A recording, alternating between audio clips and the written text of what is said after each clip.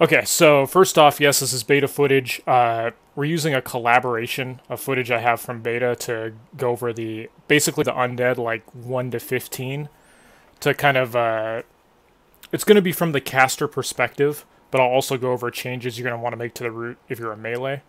We're going to go over, like, basically what you should do at the very start to get ahead of people and not get bogged down in the same quests. We're going to cover how to craft a wand, we're going to cover how to go into Silverpine, how to go into the Barrens, etc. I've got a 1 through 10 run here, which I'm about to play, which I recorded right before the beta went down, so I was on, like, very little sleep. There were some mistakes at the end, but it was the fastest Undead 1 to 10 time I'd seen on the beta. It was like 130 something. It's a lot, I mean, it's easy to get under that on private servers, but it was a lot slower on the beta. Okay, so we'll play this, and then we'll transition into one of my older VODs, which was going through Silverpine, where we had a pretty clean path, which is like 12 to 14 and a half. Okay, so let's get started here. So I'm logging into the character for the first time on the last day of beta here. Alright, starting off, first thing you want to do is hit yourself with the frost armor, put the auto loot on. Here's a trick, you're welcome guys, is +1 inventory space. Just go ahead and delete that, delete the Hearthstone there. There's like no need for it as an undead. You don't need it till later when you put your hearth in Brill. So for now it's just going to give you extra bag space. And I know in my other videos, I never did an undead video, which is basically what we're going to be doing right now. But I talk about how to kind of get ahead of the pack at the start. And the way you do that with undead is not only do you skip the rattle cage quest, you literally skip the first quest. The kill like 16 zombies and then kill 12 rattle cages or whatever. Those quests are terrible. Like don't even dream of doing those quests. This is how you get ahead of like 99% of the people right at the start. Those quests, they don't actually lead into anything. They're like separated. They're own 2 quests. They take forever to do. The rewards aren't that good and everybody else is going to be trying to do them. So I'm going to show you here how to just get way ahead of everybody. You don't actually do them at all. What you do is you go and you just grind to level 2, which is only 8 kills. You just kill some mobs here off to the side and then you go to town. And the quest you can pick up at level 2 is the one that actually chains into the better quests later. And it means you're going to be so far ahead of everybody else who's trying to do the initial quests that you're not going to get bottlenecked on quests like, you know, the scarlet dudes later on, which is a very common bottleneck in the undead area. So you start out with like 2 water, right? And so that should be enough. Most of the time, one of the biggest differences between private servers and you know, the actual classic and the beta is that mana regen and your mana pool are both lower. So you definitely want to be mana efficient. You'll see what I do a lot of times with mage here in the early going is that when you're fighting a level 1 mob, you just cast 2 fireballs and then you finish it with your rod as your mana regen kicks in. If you're fighting a level 2 mob, you cast 3 fireballs, then kill it. Basically, like for every level the mob is, you add 1 spell. Changes a little bit when you get Frostbolt later, but for now, just, you know, just do 2 fireballs plus 1 per level. So what we do now is before we pick up quests, you'll see I killed a couple extra mobs there after getting level 2 just because I got a free mana refresh. So we'll go over here and we'll sell this stuff off real quickly, right? And the point of doing this is so not only can we sell off some of this stuff, but we want to buy some extra water. And then we also want to train for 10 copper arcane int here. So we'll go ahead and, I mean, you could turn in this first quest here. It's just a free 40 experience. I'm not actually going to do the follow-up, which is the, you know, the 16 zombie quest. I'm picking up the pelt quest at level 2. I'm training arcane int. And so we're basically doing the undead quest progression from just starting with the pelt quest. We're not doing any of these stupid zombies, any of the rattle cages, any of that jazz. And you can see, like, my whole 1 to 10 time, you might think that you get way behind, like, on a 1 to 10 time by, like, skipping all this stuff. But you'll see my 1 to 10 time, even doing this method, is actually, like, really fast for the undead area. I think on this run, it's, like, 138, 1 to 10. And I even make a lot of mistakes later because I'm, like, super tired. it could be like 135 or less, even doing this method, which avoids the bottlenecking in a crowded launch zone. Undead's definitely the slowest starting area of any of the Horde ones. Like in Durotar and in Mulgore, you know, I can get characters 1 to 10 in like, you know, an hour 20, an hour 30, if it's like a shaman or a warrior or something. With Undead, you're looking at times closer to 2 hours normally, although mage is a little bit faster than the rest. So as you see, we're heading right to the Scavenger Paws and the Dust Batwing. The name of the quest is the Damned. You'll see I picked up the mindless ones just as I turned in that other quest, but I have no intention of doing that. We're skipping that one, and we're skipping the Rattle Cage quest. And so, like, 99% of the people that are going to be on your layer when you're doing launch or doing the stress test are going to be trying to do those first 2 quests, and you should be just way ahead of everybody else to the point where you're not going to worry about competition. And that's the entire way I designed this route, is to avoid getting bottlenecked on the same quest that everybody else is trying to do. And so you'll see a lot of my routes, while they're technically not the fastest, if you're just playing on like your own, you know, private server and going for the optimal 1 to 10 time, these routes that I'm showing you are definitely not the fastest, but for like a realistic launch where you're going to have a lot of competition, you're definitely going to want to do some of the tricks I mentioned here where you can avoid getting bottlenecked down.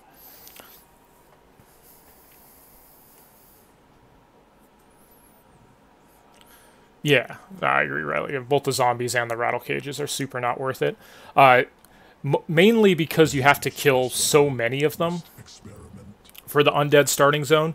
You can kind of do the same thing in Durotar. Like, you should always skip the Scorpion quest, unless, like, for some reason nobody is doing the Scorpions by the time you get to them. But I fully intend on skipping the Scorpion quest on launch. And you can skip the Boar quest, too. Like, a lot of people think those initial quests, like, you know, the rattle cages, the mindless ones, the boars in Durotar, they think they lead to, like, important quests, but they actually don't. They're just their own things that have very low rewards. And it's totally, totally fine to skip them, and I definitely advise you do so. Okay, so there's not, like, too much grinding in this, but, you know, we'll kind of, like, fast forward a little bit if it gets, like, too grindy, but for now we're just, you know, finishing off the Damned. You'll see once we finish the Damned, it opens up all the other quests that you want to... Basically, the whole goal in the starting area, right, is just to skip the quests that aren't that important, finish the quests that are really, really important, as in they have good rewards or they have follow-ups, and then just get out of the starting area as fast as possible. That's pretty much my goal in, like, all of my starting area vids, is even if you're, like, barely level 5, just go ahead and get out of the starting area zone and get on to the next quest before other people get to them.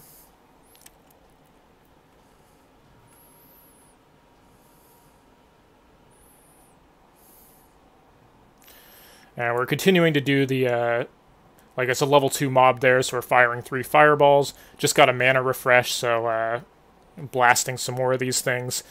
Just about done. Let's see, there's a little bit of a trick we'll show. Once I turn in this quest, you'll see it opens up another couple quests. One of them is definitely skippable. If you do the method I'm doing right now, and you're like one of the first people to get onto the looting the boxes quest, it's totally fine to do. But, you know, say for whatever reason you get onto the server late and there's a bunch of people already doing the loot the boxes quest, and I'm not actually doing the zombie quest here, I'm just like killing things that are in my way on the way back, because, you know, as long as you have mana, you should be killing things. And so you'll see me just dump a few spells into things here and there as I run past. If you got the mana to do so, why not? Especially since you need random drops and money here in order to buy drinks and stuff as a mage as well. And so yeah, by the time we're done with the Damned quest here, like we should be like the first person done with this quest. If anybody else has tried to do the starter area quest, they probably won't even have the Damned by now. Okay, so we finish that up. We're level 3. There's 3 different quests you get once you're done with the Damned. You get the Samuel's Remains quest. You get the one where you pick up all those boxes, scavenging Death Knell or whatever. And then you get the one for the Spider Cave over on the side. So the first thing we're going to do, like I mentioned, is we're going to start heading down towards Samuel. But what you want to do is you want to check and see if there's a lot of those boxes up. Doing this method, you basically should be the first person on this quest, right? So go ahead and look for the boxes. If there's hardly any boxes up and other people are already on it, just go ahead and skip it. But since in theory we would be the first person on this quest, I'm going to do it. It doesn't really take that much time. What you want to do usually is you want to dump your mana into a couple mobs, and then while your mana is regenerating, you want to start looting these boxes. So hopefully I do that here. I was like half asleep as I did this run. But yeah, I should be like nuking down a couple mobs and then just letting my mana regen take over as I look around for boxes. And again, there's no like follow-up to this box quest or anything. It's just 360 experience. So if you have to skip it, you have to skip it. But, you know, if you're the first person here, you should be able to do it without too much difficulty.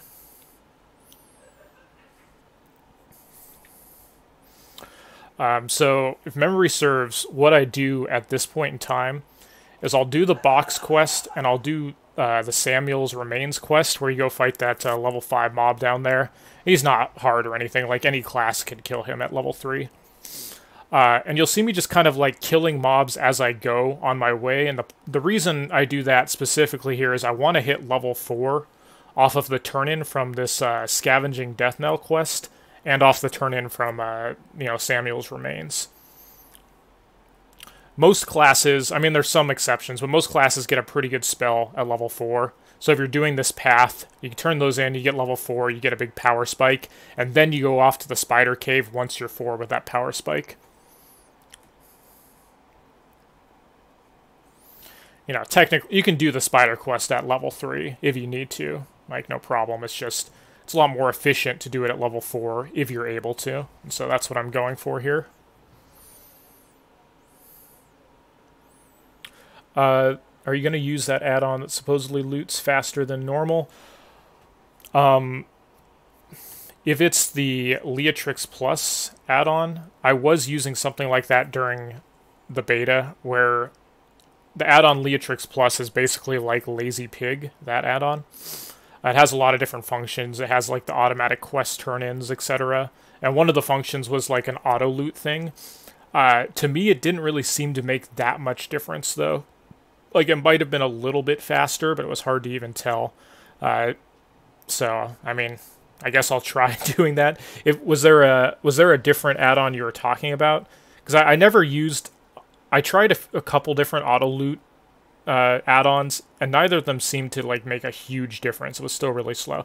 Okay, so you saw I killed Samuel there. I'm using the stuck command to kill myself to warp right back to where you turn in Samuel. That's almost certainly going to be in the game still when the game is released.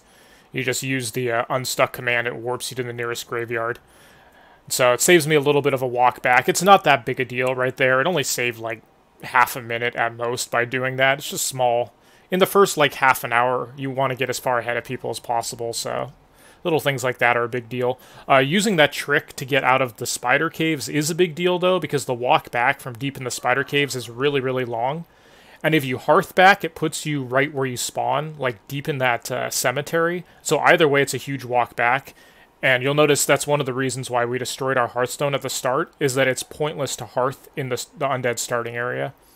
The walk back from where you end up after hearthing is so long that it's completely pointless. Just destroy it for extra inventory space. And when you set your hearth at Brill later, then you can get a new Hearthstone. And even if they do fix that thing where you can't use the unstuck to kill yourself, you know, you just run into the spiders in the back of this cave and die, and it will warp you right next to the quest turners once you're done with this spider quest here that we're doing.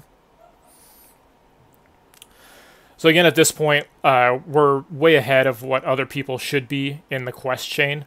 There probably should be almost nobody or only a other couple people on this quest right now, because everybody's going to get bogged down doing those first couple quests that we skipped. But this is not a bottleneck quest anyway, because you can just group up with other people that are doing this. Like, say, for example, even if you're a little slow and there's like 8 other people doing this quest, just invite as many of them as you can to a party, and then just, I mean, you all get credit. It's not like you have to collect anything off these spiders. So you can make a huge Zerg group and finish this quest off. The actual bottleneck quest in the Undead area is the Scarlet Crusaders later, because you have to loot 12 items from them. And so that's basically the entire reason we're rushing this quest train as quick as possible, is we want to be one of the first people to get to those Scarlet Crusade quests, because there's no easy way to finish those unless you're one of the first people to get there. And the reward and the follow-ups are really, really good, so you don't want to have to skip that quest. Okay, so you saw we got level 4 in town, so we got Frostbolt, which was obviously a nice power spike here. It's more mana efficient, does more damage than Fireball here at level 4. I think I also bought another... Every time you go to town, you also want to buy, like, you know, whatever amount of water you can afford as well. Since, again, on the beta, your mana regen and your mana pool are a lot lower than on private servers, so you have to do way, way more drinking, 1 to 10, playing a mage on, you know, real classic as opposed to private servers. And the efficient count, you'll see I get resisted there, but when you're fighting the level 3 spiders, you need 4 frostbolts. If you're fighting the level 2 spiders, you need 3 frostbolts. General, just trying to be as mana efficient as possible.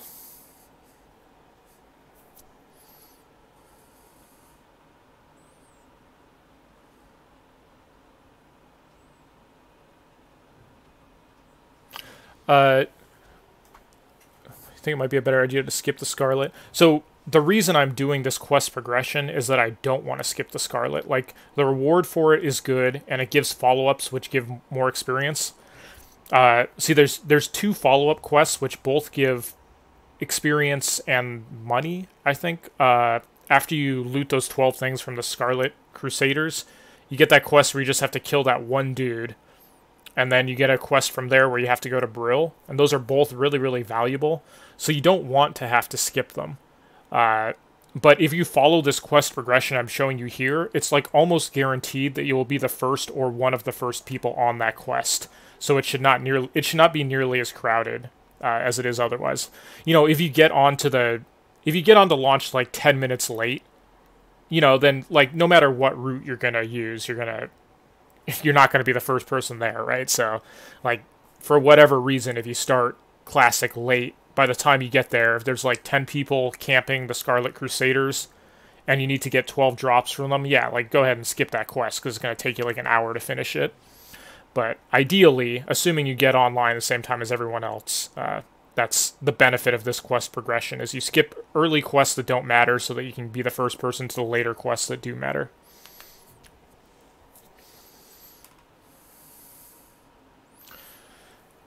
Yeah, and you can see, so my playtime, I think you guys can see my mouse cursor. My playtime is right here, so we're at a little bit short of 17 minutes right now. And I believe the next quest we do after we turn this in is the Scarlet Crusaders. So, like, you know, you can always assume it's going to be a little bit slower on launch, but you shouldn't really have much mob competition following this route. There might just be people killing, like, random bats and wolves at level 1 also. But in general, like, you should be the first person to the boxes. You should be the first person to this spider cave and stuff. So you shouldn't be much past, like, 20 minutes here by the time you actually get to the Scarlet Crusade. And you'll see here I'm using the stuck command again to death warp myself to the graveyard, which is much faster than running back from the cave. And then just run into spiders and kill yourself also is another fine method if that doesn't work. Alright, we're rezzing here. We go turn in Nightweb's Hollow here. Every time you turn in these quests here, remember to stop by this vendor, drop off all of your gray stuff there, buy some more water if you need it. And then, yeah, this is the quest now, the Scarlet Crusade. Okay, this is like the bottleneck quest in the Undead area. You know, aside from the first 2. Like, obviously the first 2 quests are bottlenecks because everybody's trying to do them right at the start. But they have crap rewards anyway. They're not important, so, you know, I advise skipping them. It's not a big deal if you can't do them. This quest here is a big deal. You definitely want to do this quest. And if there's, like, 4 or 5 people also doing this quest, it can be extremely slow to the point that it might not even be worth doing. But as long as you're here with like 3 or less people, and you can, you know, there's a good amount of mobs here. There's like 30 mobs or so, and stuff respawns pretty quickly on the beta. But, you know, if you can finish this quest in like 5 minutes or less and move on, then it's totally worth doing, because you'll see the follow-ups. It's just that, you know, if there's like 10 people here and no mobs up, then it's going to be hopeless. You're going to want to skip it. So we made it to this quest in under 19 minutes. You can see here from the time.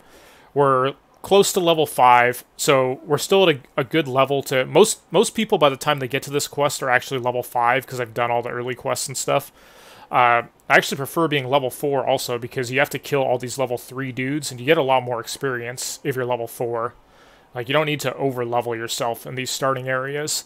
Like, you'll see a lot of speedruns and stuff. People will go to, like, level 6 in the starting areas. And not only is that, like, unrealistic, because there'll be a lot of mob competition come launch, but, like, you just don't need to level that high. You can leave the starting areas, like, barely level 5 and be totally fine. Like, the goal is to get ahead of people on quest progression, not to get to, like, level 6 as quick as possible in the starting area.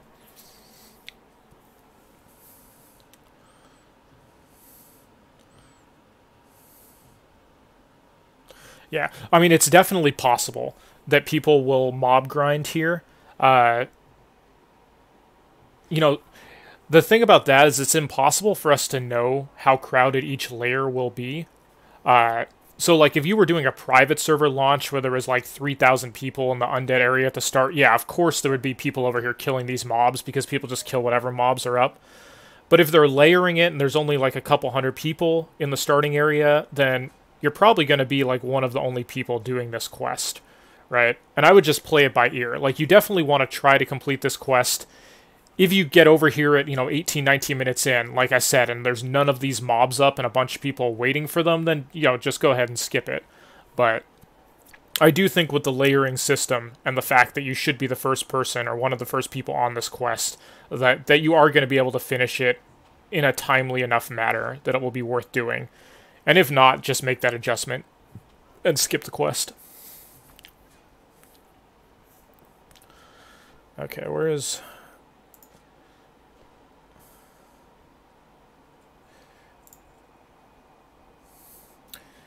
Okay, we're just gonna, like, skip forward here 30 seconds or so, because all I'm really doing right here is frostbolting these things until I have 12 of their armbands. Frostbolt more mobs. I hit level 5 there at some point. Yeah, it looks like we're just about done here. Another big difference from private servers, if you guys have played those, there's actually a lot of differences on private servers to the classic beta. And the footage we're using here is classic beta. It's recorded from before the beta went down. You can tell by the bug reporter in the bottom right. I mean, there's many ways to tell the two apart, but this is definitely beta footage. There's different quest progressions on private servers. Like, things open up in a different order. Also on private servers, like, if you try to death warp in certain areas, it will teleport you back to the starting area, which on beta is not the case.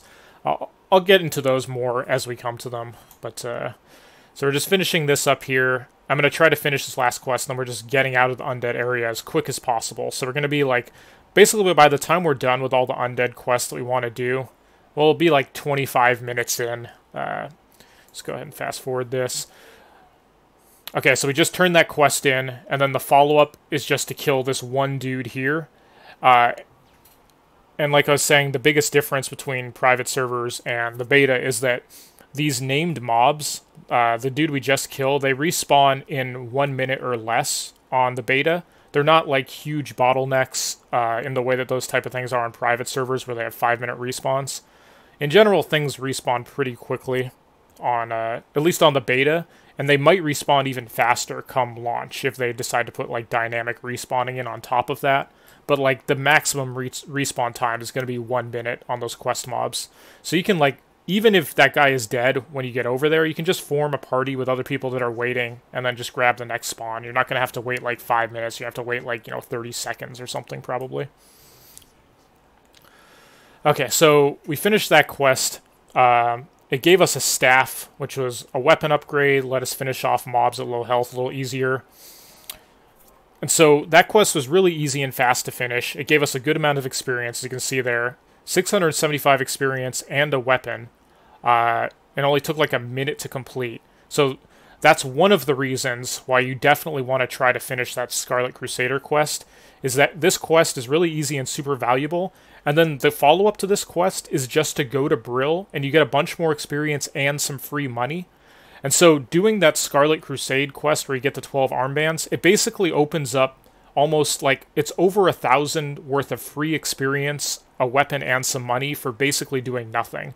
Doing stuff that like either takes you a minute or less, or going places you were going to go anyways.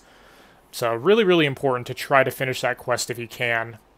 Hence the whole reason we're rushing to it in the quest progression as fast as possible. So at this point, so we're level 5.5 right now. Again, come launch, you're probably going to be slightly less experience into 5 than this, just because there is naturally going to be a little bit more mob competition. You're not going to be able to like kill as many random mobs as you run around place to place as I do right here. Because even though we are on a beta server, like the starting areas were never crowded on the beta, just because there were so few people on the beta. But I would say if you did this path come launch, most likely you're going to be like 5 1/3 right now, 5 1/4 maybe, instead of 5 1/2. So another quest to just deliver stuff to Brill, place we're going to go anyway.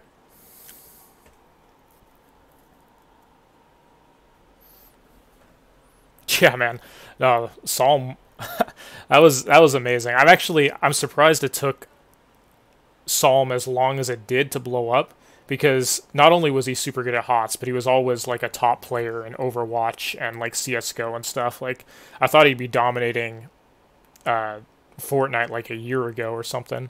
So, but yeah, I'm really happy for him that that's been working out. We all should have taken a lesson and left HOTS earlier. For anyone who doesn't know, I used to play Heroes of the Storm professionally for a few years, and one of my old teammates, Psalm, just won like $2 million in Fortnite. He ended up quitting Heroes of the Storm to go play Fortnite like a year plus ago, and you know a lot of people gave him crap for that, leaving a pro scene. But then Heroes of the Storm got canceled and Fortnite became huge, so who's laughing now?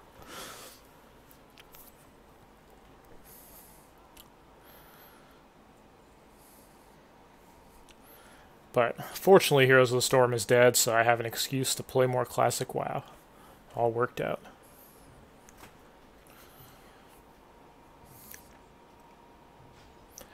Yeah, I mean, the prize money is pretty nutty in that game. It's much like Dota 2 at this point, where if you can dominate the scene for like a year, you're basically set for life. Okay, so back to the run. You'll notice that we didn't go to Brill right away. As soon as we get out of the starting area, you want to come up here northwest to the pumpkin farm. There's a couple different reasons for that. One of them is money is really important on the beta because you almost never get bag drops. And so you never have enough money to buy like milk, to buy weapon upgrades, to buy bags, buy all your class skills. You always have to like sacrifice something. And so not only are we coming up here to get like we're trying to get some drops from these mobs here so that we can buy a bunch of milk once we get to Brill. You can't buy milk in the starting area, the level 5 drink. You can only buy it in Brill. So I'm farming up some money here, killing these dudes, and we're also finishing this pumpkin quest now, because this is another quest where at this point, 25 minutes in or whatever, we should have been one of the first people to leave Brill. So you just want to go ahead and finish this quest now before a bunch of people start getting out of the starting area and come here also. And so like the random gray drops and the linen drops and stuff from these mobs, plus the quest completion, will help us get level 6 as we hit Brill, so we can get new training, and it will help us have enough money to actually afford our class skills and some drinks. There's yeah.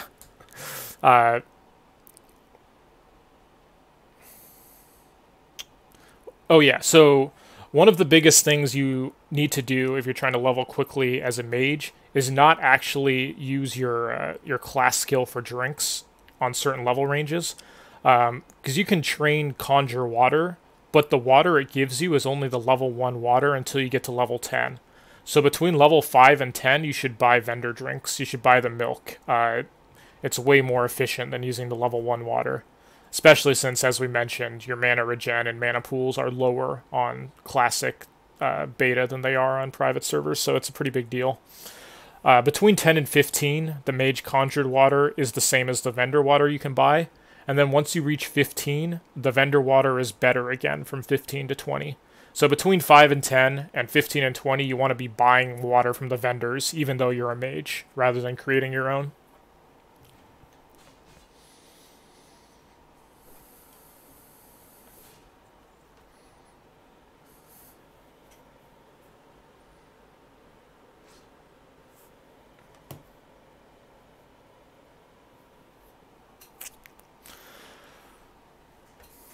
So this is from the perspective of a caster, and we're going to show you how to make wands and stuff, but I'll point out the differences on things you can do differently if you're a melee. So far, everything we've done, you should basically follow the exact same path no matter what class you're playing. If you're playing a rogue or a warrior, you're going to be wanting to do the exact same things I'm doing right here. This is the path you're going to use. It'll only start changing up a little bit once you get past Brill.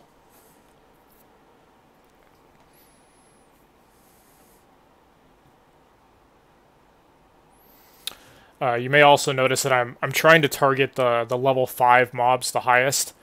You want to target the level 5 and 6 mobs, and if possible, you want to avoid the level 7 mobs. It's a pretty big field, and so like it's pretty easy to just fight the level 5 and 6 humanoids here while getting the pumpkins and avoiding the level 7s.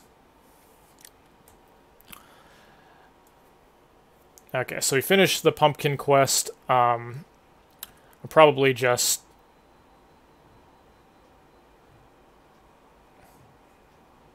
killing like a couple extra of these things while I have mana to get more drops.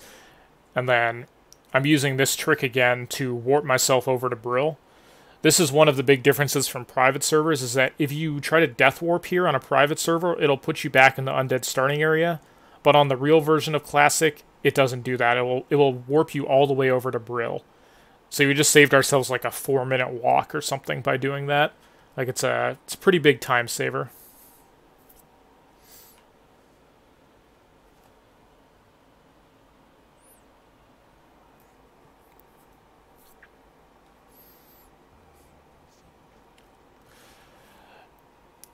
And you're going to want to pick up every single quest here in town. So you can just see where they all are here.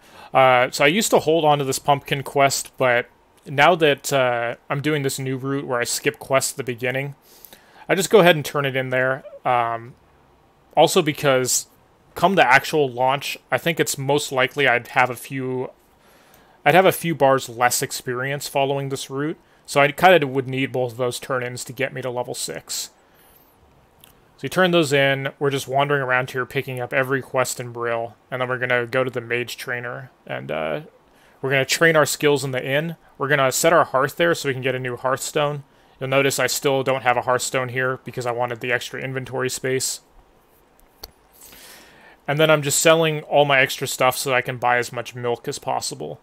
Because having milk over the level 1 water is going to make a huge difference in your leveling speed between 5 and 10. Like, you're going to have some of both, right? Because you get this other water just from, like, quest rewards and drops and stuff. Like, don't just throw it out. But, you know, when you're able to use the milk, like when you're at, you know, completely out of mana, using milk will up your kill speed by quite a bit.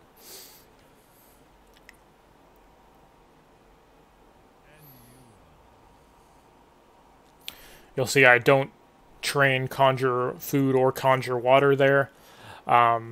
Just saving some money to buy other things. You'll notice I don't have any bag drops also. So, oh yeah, I have to log out here because on beta there is a bug where if you talk to different trainers, it would crash your game if you don't relog in between them.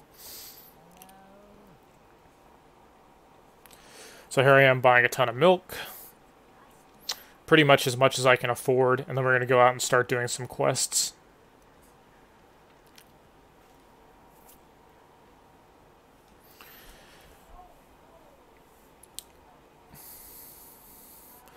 We don't need to buy a whole bunch of bags right now, but once you get closer to like level 8 and stuff, you're going to want to pump your excess money into buying bags on the beta, because it's pretty unlikely you'll find one. You might find like one bag as you're leveling 1 to 10, but you're not going to get like 4 bags like you would on private servers. Like, bag drops are extremely rare on Classic, so you have to pump a lot of money into that. So usually the first quest you want to do upon getting level 6 is to do the Dark Hounds over here. The order you do some of these Burial quests, it isn't that important. It's kind of like the Barrens, where like there's multiple acceptable paths. As long as you're, running around outside of town, killing everything in your way, and just like kind of heading towards the area where the quest mobs are, that's all you really need to be doing. I would say if you're a melee class, if you're like... Basically, if you're anything besides a mage, the first quest you should do is to do the Darkhound quest, because the reward is a Troll's Blood potion, which gives you health regen. As a mage, your health basically doesn't matter, because you never really take damage unless you're out of mana.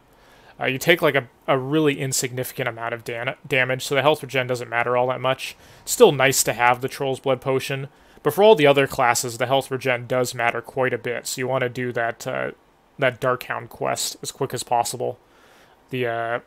A new plague up here. This is the one that gives you the 3 Troll's Blood potions in reward. For like rogues and warriors, that's super, super important. It makes it so you have very, very little downtime between like 6 and 10 if you finish this quest right now.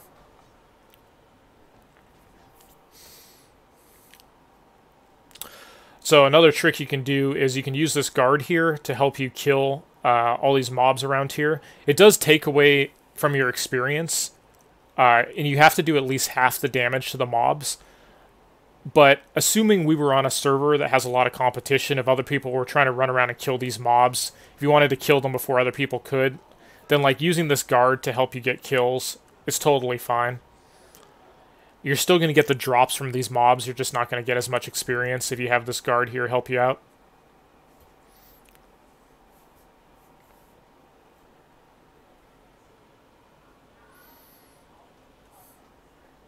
Yeah. It's not that big a deal, because like you have to do like a reasonable amount of just killing random mobs anyway. Let's see, I'm going over to this giant field filled with undead here. And yeah, the drop rate's kind of low, but you have to kill quite a few mobs that are like not even related to quests, just to make sure you get level 10 in an efficient manner. In general, as you run around, you should just be killing things that are in your way to begin with.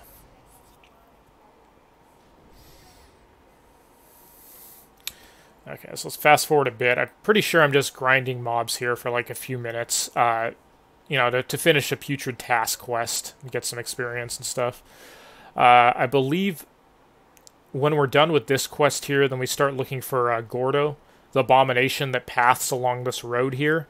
And he gives you the first quest to like pick up some herbs off the ground. And so he'll eventually like wander into you. And so I'm keeping an eye out for him. Also, the dude that teaches you tailoring is in this building right here, and you're going to want to pick that up as well. Any caster class, 100% you should either be creating your own wand on a fresh launch, or you should be you should have a buddy who's leveling tailoring and enchanting, and you should be feeding him your linen. But I mean, it's technically faster to get a wand if you have a few friends who are all pooling linen to one person. But I'm going to be, on this run, I'm going to show you guys how to just like do it from scratch, make your own wand just with your solo drops. And you can do that, you should be able to do that around by level 10, like at the latest, unless you get super unlucky. And on a fresh server, you really can't get a wand until level 15. And so it is 100% worth crafting your own wand. It's going to save you so much time between level 10 and 15 on any class that can use wands. There's like no excuse not to do it. you know, unless somebody else is making you a wand or you're buying one off somebody else, you should definitely be taking 100% of the time. You should be taking tailoring and enchanting if you're a caster. And then once you've made your wand, you can drop those skills if you don't want them. But holding on to tailoring is fine because you can make your own bags and stuff later as well, and gear for yourself. But you can drop enchanting. I'm pretty much just picking them up to get the wand in this situation. That was the drop rate for letter to vets. So the drop rate is not great. Sometimes I've gotten it just while I'm doing the quests up in that area anyway, and then like once I didn't get it at all, and then once I just like killed a few extra mobs there and got it. So I would say it's probably around like 5%. I think most of the items that had a really, really low drop rate on old vanilla and on private servers, I feel like those have pretty much all been buffed to a minimum of 5%. You know, I don't have like a statistically irrefutable amount of data to go off of, but stuff like the Cat's Eye Emerald, you know, killing the centaurs to spawn Varag the Dervish, all that stuff on beta is way, way faster to get those items than on private servers. Like private servers, you know, you'll have that 2% drop rate on Cat's Eye, you'll have like a 2% chance for Varag to spawn, but on beta, I almost always got that stuff to spawn, or I got the drop in like, you know, 20, 30 kills. So it seemed to be about 5% at the lowest. So, and yeah, like, you know, if you don't get the letter, it's not the end of the world. It's only worth like, you know, 500 experience or something, but you know, it's nice. You definitely should be looking for it.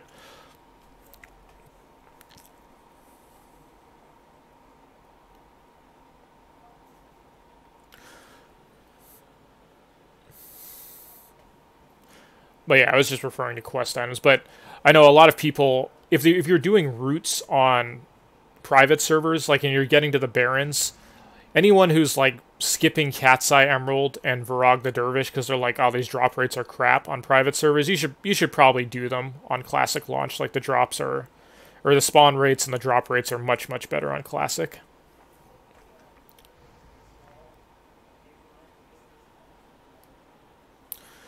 Okay, so we're just kind of grinding our way west here. I was looking for this abomination, finally found him, so pretty much whatever class you are, just remember to just kill everything that's in your way that's like within one level of you.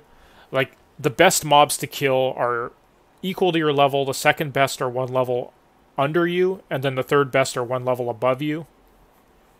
In general, you don't really want to be killing mobs that are 2+ levels below or ahead of you. You get really, really bad experience. Like, if I kill, like, let's say I get level 7. If I kill a level 7 mob, I get, like, 80 experience. But if I kill a level 5 mob, I get, like, 48, which is barely over half the value. So you... Later on, when you're, like, you know, level 20 or 30, if you're killing mobs 2 levels below you, it's totally fine. You're still getting most of the experience. But at early levels, you really, really don't want to kill mobs that are like 2 and 3 levels below you unless you have to.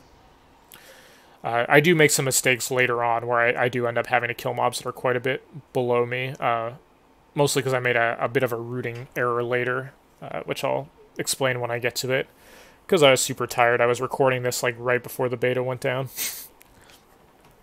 But yeah, definitely prioritize killing things around your level. It makes a huge difference in these early levels. And so you'll see, like, as I'm running around, pretty much anytime I see something that's at my level, like level 6, I'm going to kill it as I go past, because it's, you know, the absolute maximum of efficiency and, you know, XP per hour is just killing even level mobs right now. Like, if there were just, like, 20 level 6 mobs surrounding me right now, I would just sit here and kill them rather than even questing. Like, it's... it's definitely, like, even more efficient than questing. It's just a matter of... You know, they're usually spread out and kind of scarce.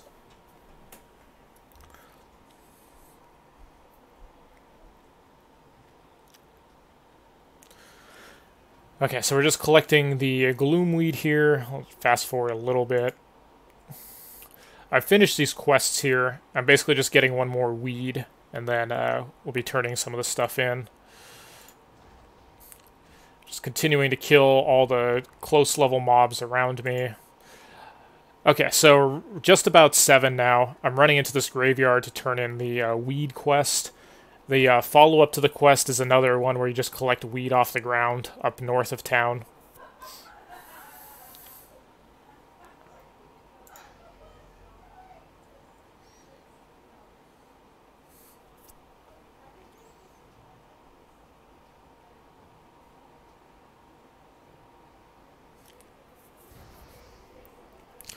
Okay, so that gave us level 7, those turn-ins. At this point, you actually have a couple different options. If you need to go back to town to like buy more consumables or your inventory is full and you want to sell stuff, it's totally fine to go back to town at level 7. It also lets you pick up the Duskbat quest. There's a quest where you have to get like 5 Duskbat pelts or whatever, and it opens up at level 7. So you can pick that up there. You can, like, you know, get more consumables. I think I still have, so see down here I have like 9 milk left. If I had less milk, I probably would have gone back to town right as I got level 7 to buy more milk and to pick up that quest. You'll see I just go up north and start doing the Grave Robber and Doomweed quests because I don't really need consumables right now. Otherwise, I would have just gone back to town in between. And then I think my plan here is just to finish all these quests that are up north of Brill, and then have those quests get me to level 8, at which point I can restock my consumables, train again, and then go back out.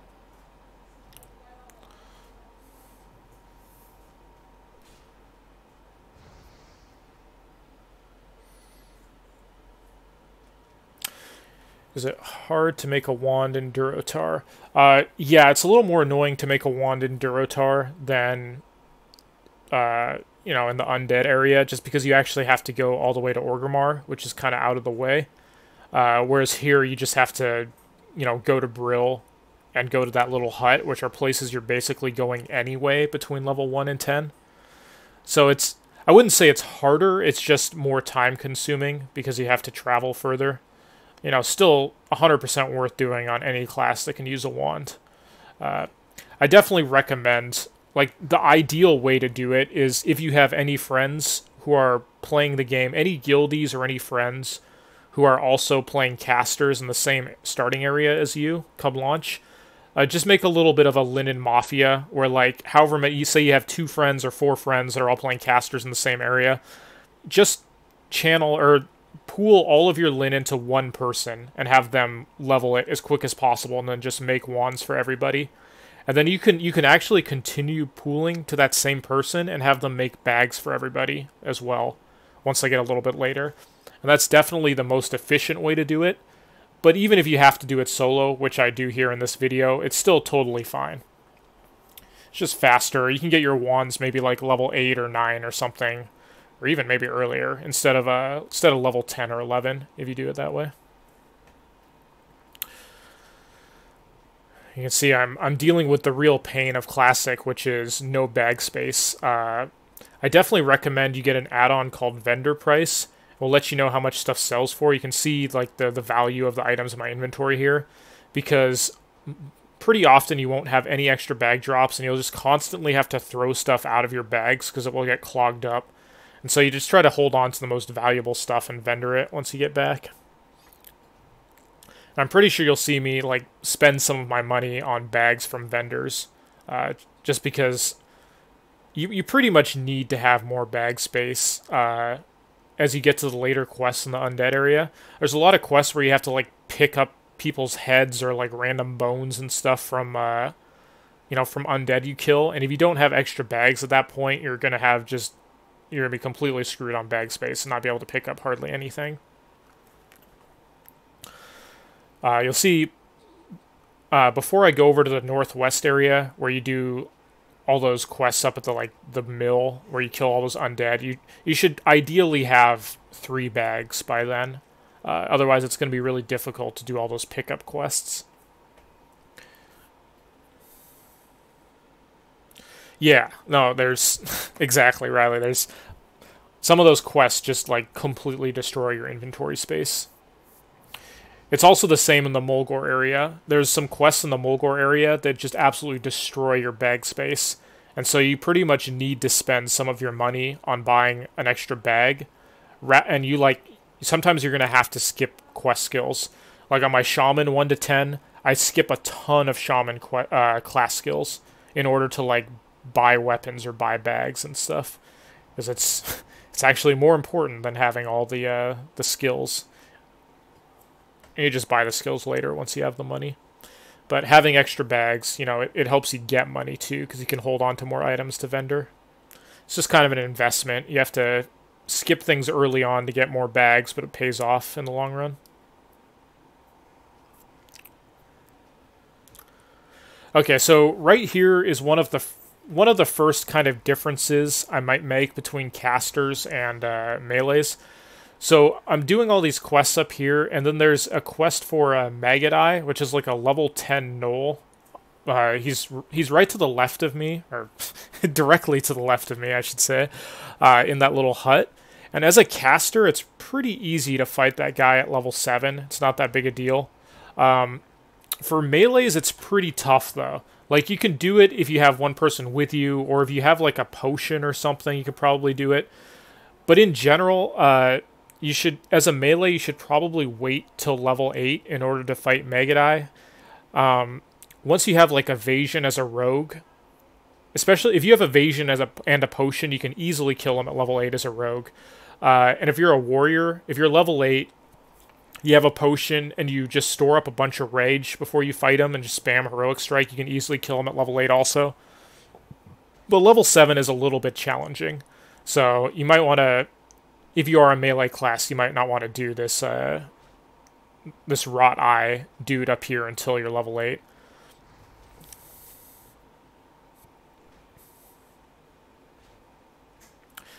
In fact, usually when I'm playing a melee, usually instead of coming up north here at level 7, I'll head like way to the west and do that Scarlet Crusade quest over there. And I'll actually just do a lot of killing random mobs that are in my way, getting Duskbat pelts, doing the Scarlet Crusade dudes and stuff. It's actually like a little bit of grinding between 7 and 8 as a melee, so that I can come up here and do these quests at level 8 instead of level 7.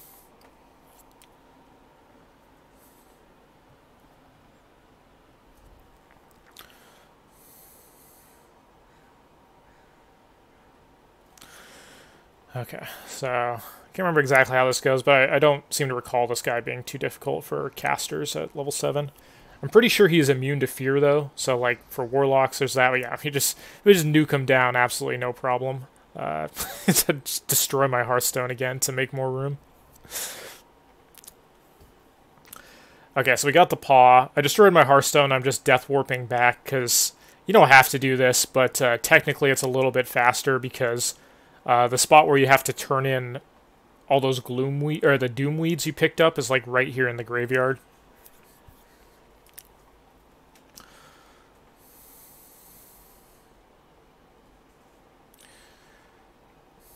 So it's been close to a month since I actually did this run, so I don't remember the exact pathing. I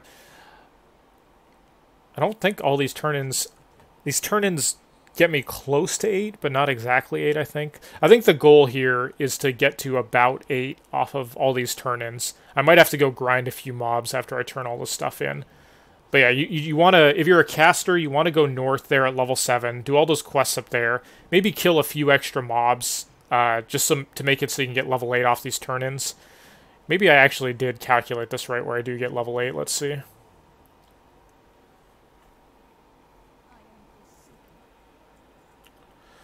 So there I am, vendoring all my stuff. I'm pretty sure I'm going to use some of that money to buy extra bags here pretty soon, because that one bag is getting real annoying.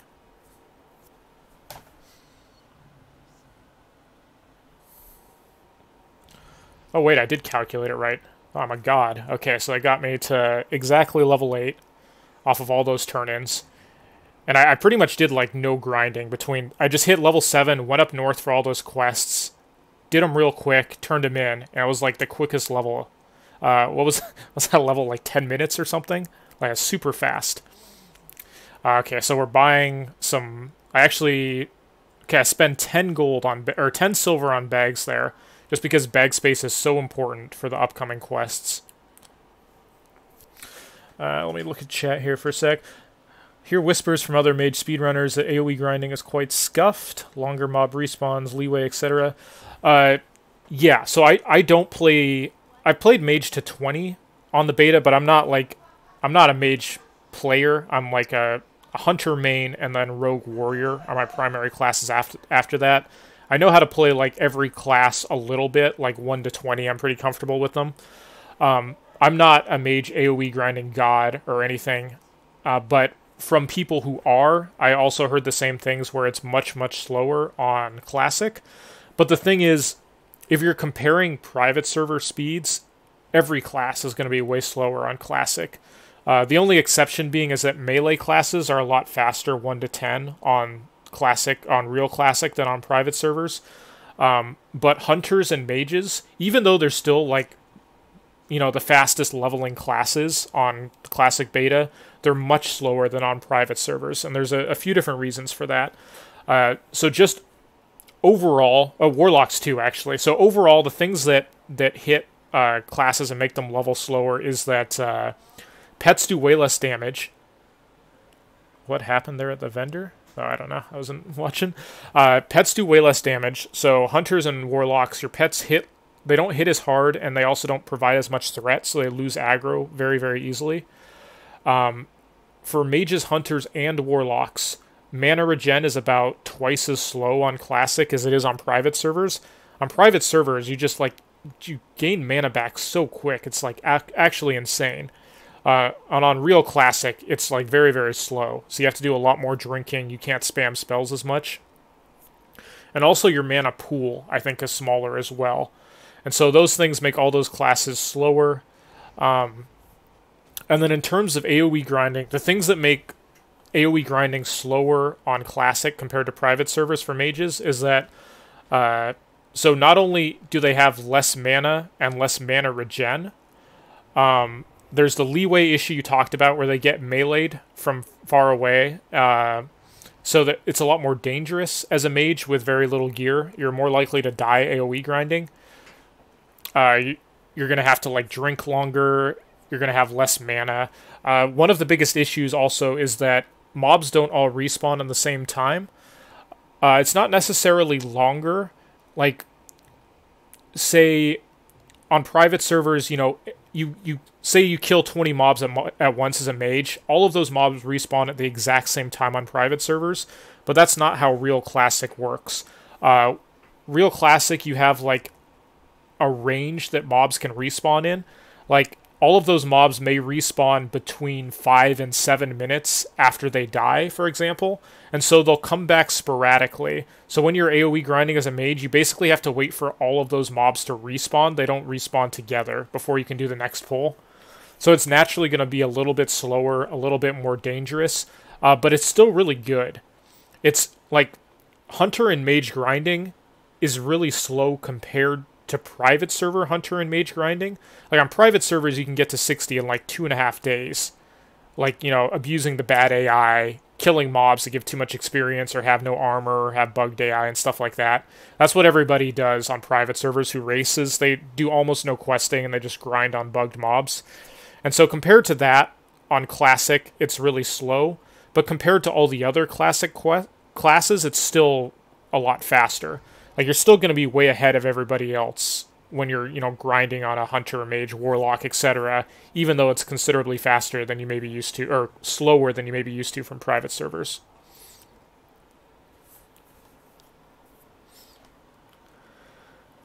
To some degree. Leveling in dungeons is definitely viable. Depends on the class you are. I could still definitely see a mage being the first 1 to 60. Let me give you guys an example. So, you know the dude Joker who was the first 60 on, you know, the private server. It took him like 2.5 days or something.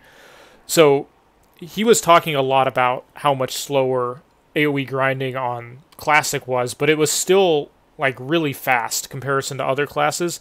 Like, I saw him doing a 1 to 30 run, and he was only like a few levels behind my time as a hunter. of getting 30. Like, by the time I'd be 30 on a hunter, he would have been like 27 or something on a mage, which is actually really good because mages don't hit their stride until the later levels. And later levels, mages can grind much faster than hunters. And so if you stay within a few levels of hunters in the early on, like 30 to 40, you can definitely surpass them later. So I would not be surprised at all if like mages were able to get server first 60s over hunters pretty frequently. Like, it probably just comes down to like, you know, player skill, speed, etc. Like, I think hunter and mage are probably about equally matched for getting server first 60. As for leveling in dungeons, it depends on the class you're playing. Like, if you're playing a hunter or mage, leveling in dungeons is almost certainly going to be slower than if you're playing solo and grinding or questing optimally. But if you're playing like a healer or a warrior or something, doing an efficient dungeon grind group is going to be faster than your solo questing speed most of the time. Keep in mind, though, that the people were kind of overreacting a little bit to how quick dungeon grinding was, because remember when they raised the cap from level 30 to 40 on the beta? The speed that people were dungeon grinding was entirely unrealistic for how it will be on launch. Like, when you have a bunch of people that are in BIS level 30 gear with whirlwind axes and, like, you know, 1,000 thorium grenades or whatever stored up so they can AoE, like, you're going to be getting about double the experience when you're in, like, 30 BIS with a bunch of consumables than you would, you know, doing that on an actual launch. So, yeah, when people leveled 30 to 40 on the beta, the fastest way to do that was in dungeons, because everybody had super good gear for that level and, like, you know, grenades to throw at mobs. But that's not going to be the case on launch. Like, it's still viable, but it's not going to be just strictly the fastest way to do it. Yeah, melee cleaves will be, in general, will usually be faster than any of those melees leveling solo. Like, that's completely correct. But it's not going to be faster than, like, a mage or a hunter, or maybe even a warlock who's, like, playing optimally solo. It's also going to depend, right? Like, questing is not, like, universally the same speed. There's different areas, like, say if you're just questing in the 20s or something, like, some areas you quest in, you might be getting, like, 25,000 experience an hour, whereas others you might be getting, like, 40,000 experience an hour plus. So some of those zones, it's faster to skip them into dungeon, but some of the zones you should still do. Like, even if you're running a really good melee cleave dungeon group, I 100% guarantee you that you're going to be going slower in a melee cleave dungeon group than if you guys, like, took a break and went and quested in Ashenvale. Like, the XP per hour you get doing Ashenvale at, like, a reasonable level where you can just do it all in one go is way higher than anyone is going to get from dungeoning, no matter how good their group. So, like, maybe you skip most zones while dungeon grinding as, like, a melee cleave, but there are some questing areas you should still do. Like, you cannot match the amount of experience you get in South Barrens and in Ashenvale. If you do, like, efficient quest paths in those areas, guaranteed it's going to be faster than dungeon grinding. You know, unless, of course, there's, like, 100 people already there doing those quests by the time you get there. And in that case, of course, dungeon grinding is going to be faster than, like, competing with 100 other people for mobs. So there's a lot of variables as to, like, which things are the best to do based on your class, based on how crowded the area is, etc. But yeah, dungeon grinding is totally viable, especially for the slower soloing classes, and especially if the outdoor areas are really crowded. It's just not going to be as good as it seemed like it was when they raised the cap from 30 to 40. That was super unrealistic. Okay, so I actually found the letter to Yvette, or however the hell you pronounce that. So we're up here doing all these quests here. You definitely want to keep an eye out for that letter. It's a quest starter.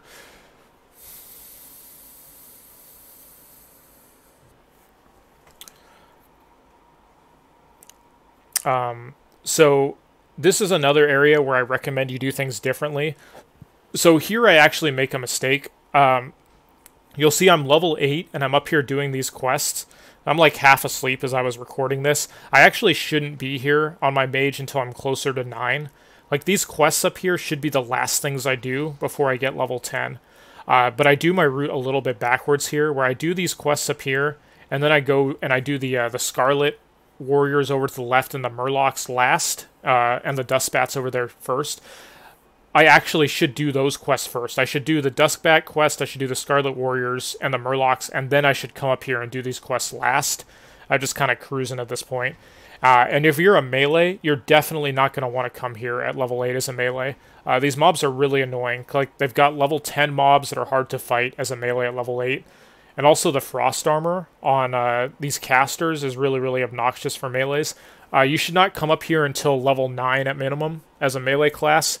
In fact, I even recommend that you might not want to come here until after level 10. If you save these quests and do them as part of getting 10 to 12 as a melee, it's totally fine. You can just do more of the Scarlet chain instead to help you get to 10. Whereas on a caster, I only do like the first part of the Scarlet chain, 1 to 10.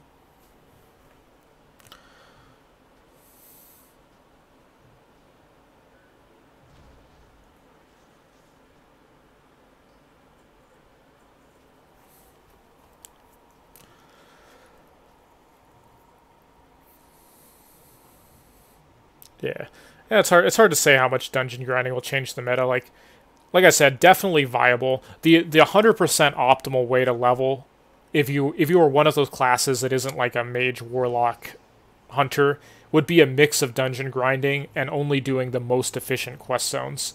If you do a mix of both, that would be better than straight dungeon grinding. But you know, whether dungeon grinding is better or not, it depends heavily on how crowded the layers are. So yeah, it's hard to say ahead of time. Like, if there's a ton of people in all the questing zones, then, you know, everybody's probably gonna be trying to dungeon grind if you're not way ahead of the curve.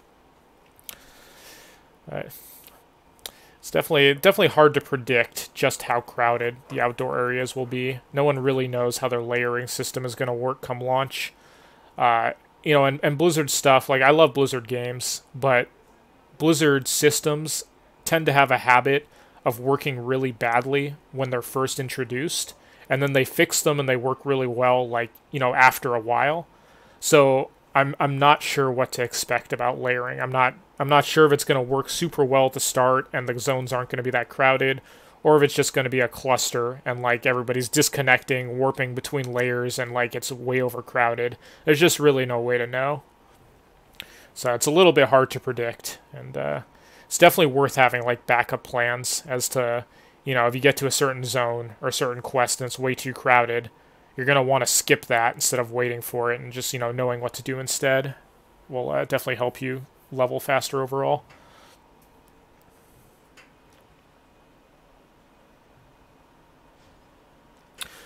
So yeah, it kind of depends where you do the Murlocs. Like, the Murlocs are pretty rough if you do them north of Brill, but if you do them in the area that's close to the Scarlet Warriors, it's not actually that bad. There's a lot of level 7 and 8 Murlocs over there.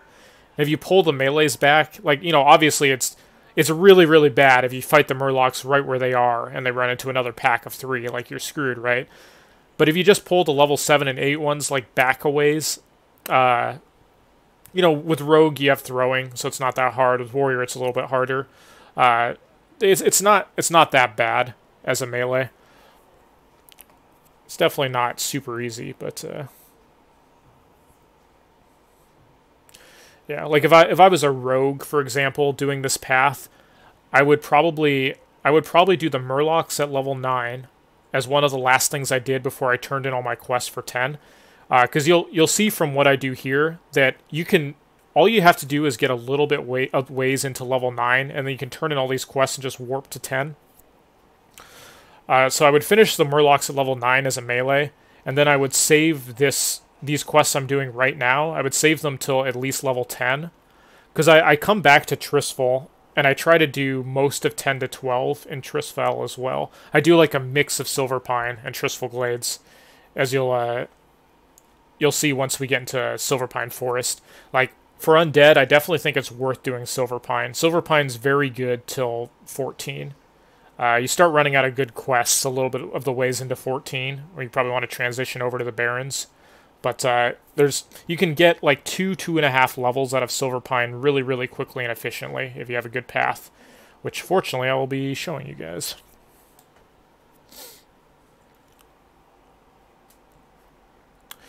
Okay, I think we got the gist of this area. Let's go ahead and... Takes a long time to get all the items you need up here. Grinding away. Remember to keep an eye out for that letter if you have it. And then, like I mentioned earlier, so I'm going down to finish the Dusk Bats, the Murlocs, and the Scarlet Warriors right now on my mage. And then I'm warping back to town, and that will give me level 10. And like I mentioned earlier, I did this part of the route backwards. I really should have done those ones first, and I should have finished with the mills. Just kind of cruising at this point. So yeah, you're gonna want to loop all the way west from town, do the Murlocs, do the Warriors up here, do the Dusk Bats, and then go up to the mills area that I just finished.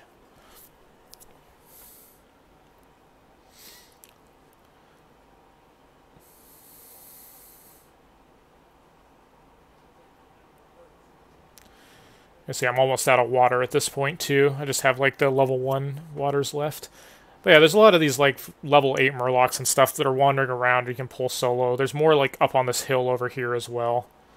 You know, it's definitely one of the harder quests, but like as a melee, you can do this stuff pretty easily at level 9. Even level 8 if you're careful, but I would wait till level 9 as a melee. This would be one of the last quests I did before level 10.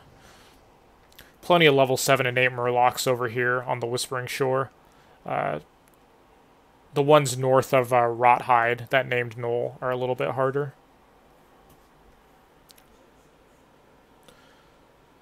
Yeah, that's exactly where I am right now. I'm like pretty much behind the Warrior Tower. Down on the beach, and then up on this hill behind the tower, there's some more Murlocs. And yeah, those are the ones I recommend you do, especially if you're a melee. It's like plenty of level 7 and 8 Murlocs.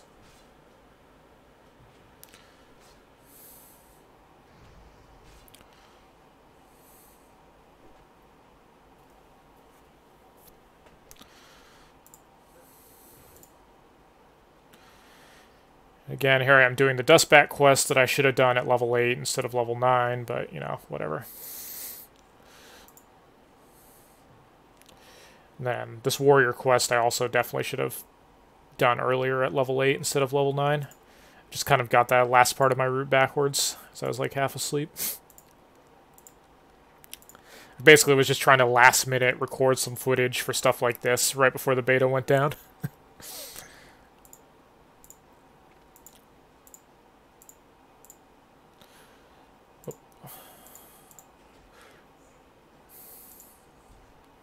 Okay, so, yeah, I finished the Dustbat quest here. The last thing I do is I just let these things kill me.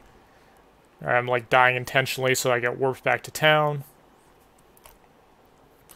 So the goal here is to turn in all these quests and get to level 10. I'm pretty sure that when I went from level 7 to 8, I actually, did it properly, where I got level 7 to 8 off of all the quests. This time I end up a little bit short of level 10, and I have to, like, rush out and, kill a few extra mobs. But you can see I was, like, 4 bars into level 10, and all these turn-ins get me almost to level 10.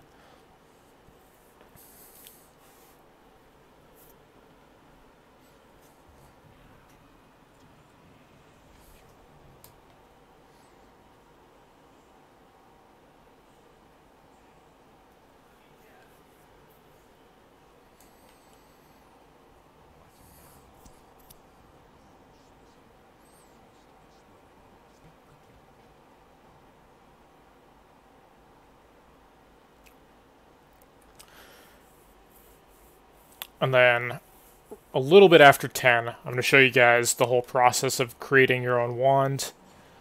And then, like, the whole, like, 10 to 14, where you kind of transition into doing parts of Silverpine, doing the class quest and stuff, etc.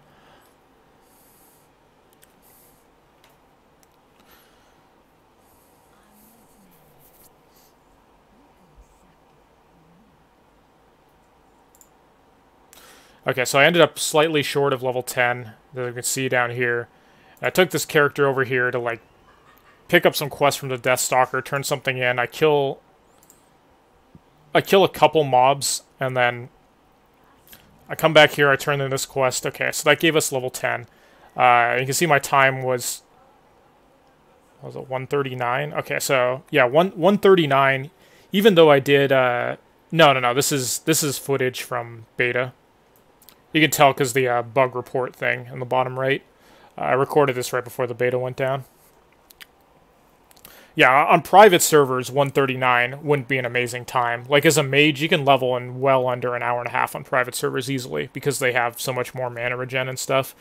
But on beta, I don't think I ever saw an undead run that was actually faster than this, an hour 39 minutes. You know, someone may well have done one, because this run wasn't perfect. I didn't get any bag drops, which slows you down, and I also did the very last part of my route kind of backwards, where I should have done the lower level quests than the higher ones. So you could definitely get, doing this route, if you played it a little bit better and got a little bit better RNG, you could do it in about an hour and 35 minutes, I think. Which for the undead zone is pretty strong. I think undead level really, really quickly between 10 and 14, but their 1 to 10 is definitely slower than the other races. Okay, so now I'm going to switch over to a different batch of footage I had, where it was from a different mage speedrun, where I actually went, 10 to 20 into Silverpine and into the Barrens, and I'm going to show you guys the transition.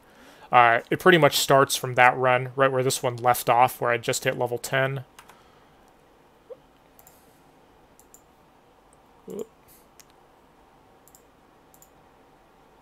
So this one is from like a month earlier in the beta. So I just hit level 10. I'm training all this stuff.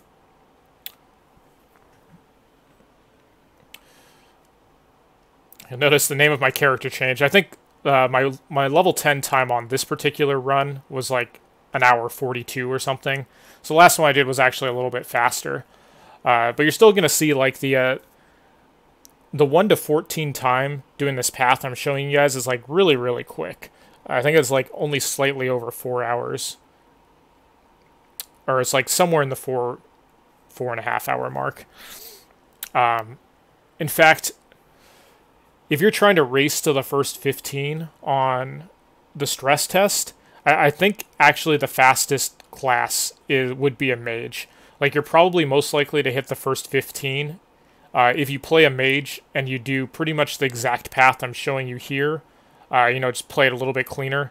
And if you're doing the stress test, instead of transitioning to the Barrens like I do at 14, you're probably just going to want to stay in Silverpine and grind out that last like half level in Silverpine. And that should theoretically be the fastest 1 to 15 race class combination is Undead Mage. A Hunter and a Shaman can both get pretty close. I think they're right around a Mage's 1 to 15 speed. Just that Hunters are so much slower 1 to 10 that they can kind of get caught in the crowd. Especially if you're starting in like Durotar or something. It might take a Hunter like 2+ hours to get their pet. And if it only goes to 15, they're not going to have that much time to catch up. Yeah, I mean, Tauren Shaman was the winner last time. That was what I was playing, and, my girlfriend got the first level 15 playing a Tauren Shaman, where I was just coaching her and basically having her follow my exact route. And she was able to, play it well and not die. And, she got $100 from Tips Out for being the first person to 15, which is pretty sweet. But I'm already like pretty confident that I could get the first 15 just playing a Shaman or a Mage. So I'm going to play a Hunter instead, even though I think a Hunter is probably slower for a stress test race 1 to 15 than Shaman or Mage. I'm just mainly going to do it for practice, because Hunter is what I'm going to be playing come launch. So just get some practice when, the areas are all super crowded, since that's not really something you're able to do on the beta. Usually when you level up on the beta, you barely see anyone else the entire time. Okay, so back to the run. Right when we hit level 10, so the first thing we do is that we're gonna want to go do this Scarlet quest down here. there's two different Scarlet quests. You have one to kill like X number of mobs down here and to the southwest, and also to pick up the rings. You don't actually need to finish the ring quest here. You can finish that later, no rush. I'm pretty sure that this is a difference between private servers and classic beta, though. Like, I think you can pick up that ring quest, the Scarlet Rings, like, right off the bat at, like, level 6 or 7 on private servers. Whereas on actual classic, you need to finish the Scarlet Warriors first before that quest unlocks.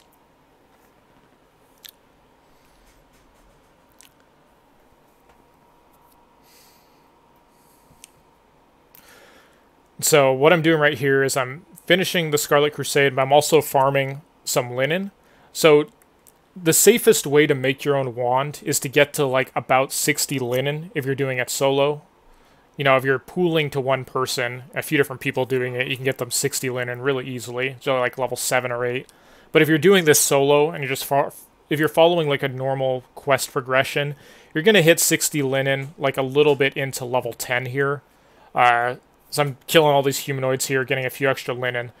And then you're going to see me just start the whole wand creation process. I'll kind of talk you guys through that. It's not super complicated or anything. It's like, it's really easy to do solo. If you, like, pretty much any class should be able to do it at level 10. At the latest.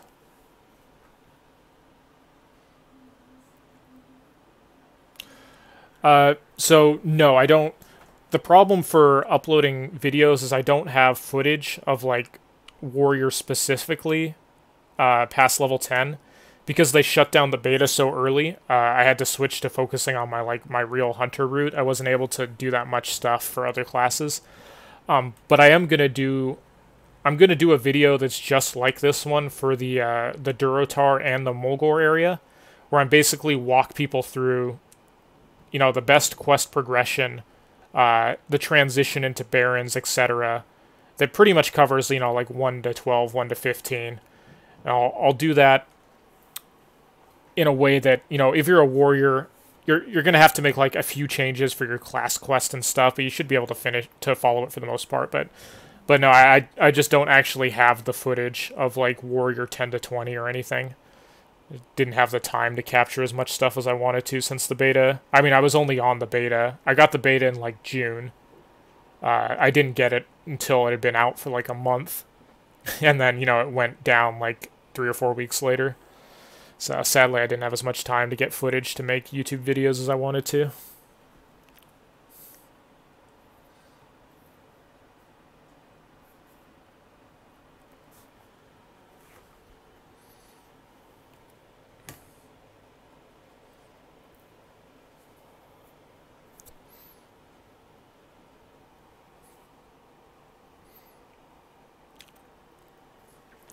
Okay, let's just go ahead and skip through some of this stuff. Just killing all these random dudes. Like I said, you don't have to finish getting the rings yet. Just finish off this Scarlet quest. And then I'm farming linen. Okay, here we go. So I'm getting enough linen that I can go over to this guy over here. And at this point, the first step, at this point, we're pretty much just going to be doing wand creation for like the next 5 minutes. So I'll kind of fast forward a little bit through it. But the first thing you want to do is you want to create 30 bolts of linen cloth. Like, there's technically ways to make a wand where you don't need quite this much linen, but they rely on more RNG, and they rely on you spending a bunch of money to like buy certain things from vendors. And so this is just the default way you should do it, because normally you don't have a lot of extra money on the beta. So just get 60 linen, make 30 bolts of cloth. Let's see if I can skip through here.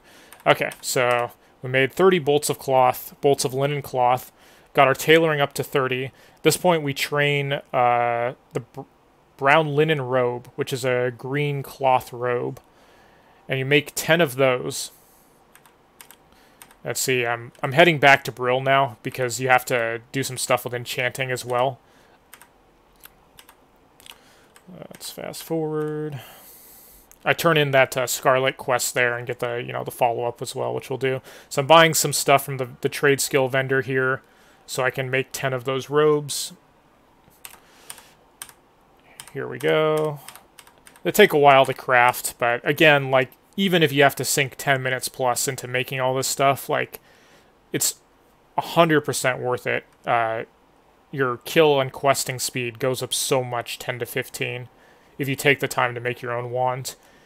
And remember, on a fresh server, you're not going to be able to get a wand until level 15 plus. Like, there's no place to buy wands until level 15. There's no quests that have wands until level 15. So you're going to have to do something like this where you make your own, or someone else makes one for you, or you buy one off somebody. You absolutely should do so. Okay, so you train enchanting in this building up here on the top floor of the inn. And so as soon as you make those 10 robes, you just disenchant all 10 of them. Actually, you actually only have to disenchant 9 of them, really.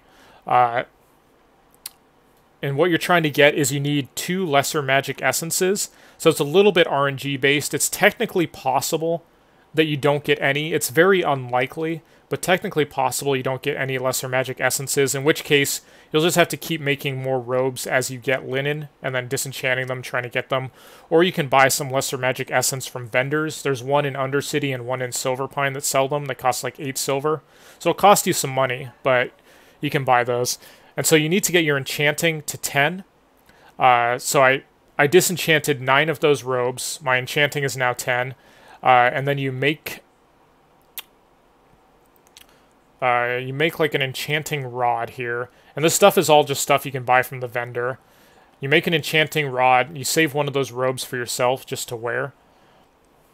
And then once you're level 10 enchanting skill, you can go learn from the enchanting trainer up here how to create a lesser magic wand.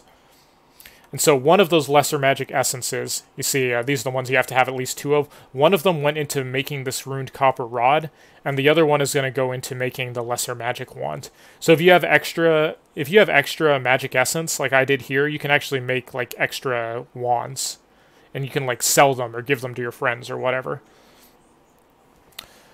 All you have to do is buy a simple wood from the vendor, which is super cheap. So I could just make 3 of these things here, no problem, right? And then just like sell them. So there we go. I just made my own wand. I basically didn't go out of my way at all. It cost me maybe about 5 extra minutes. Like all the linen I got, I just saved up from as I was questing naturally. Once I got 60 linen, I went to that spot over there, just, you know, made all those robes. And so not only do I have a wand now, but I have a green robe. I can wear one of those, and then my tailoring skill is already like 30, and so I could continue leveling up my tailoring if I wanted to make, you know, bigger bags in the future. All in all, it's super, super worth doing. Like literally every class that can use a wand should 100% do this. And we're already done. We got a wand now. You know, we're gonna have to level up the wand a little bit. Like it's not gonna do much damage until it's leveled up, but the great thing about wand is it lets you be a lot more mana efficient, because you dump all your mana. You know, this isn't just for mage, for a priest, for a warlock, mage, etc. You dump all your mana, and then you basically stop casting when a mob is like, you know, 10%, maybe 15% health or less, and you just finish it with your wand, and that gives your mana regen a chance to kick in, and you'll get quite a bit of extra mana regen ticks as you run to the next mob that you're going to kill, if you do it that way, where you just front load all your mana, and then you finish the mob off with your wand, and your mana regen kicks in as you're running, you know, as you're wanding, as you're running on to the next mob. It's way more efficient.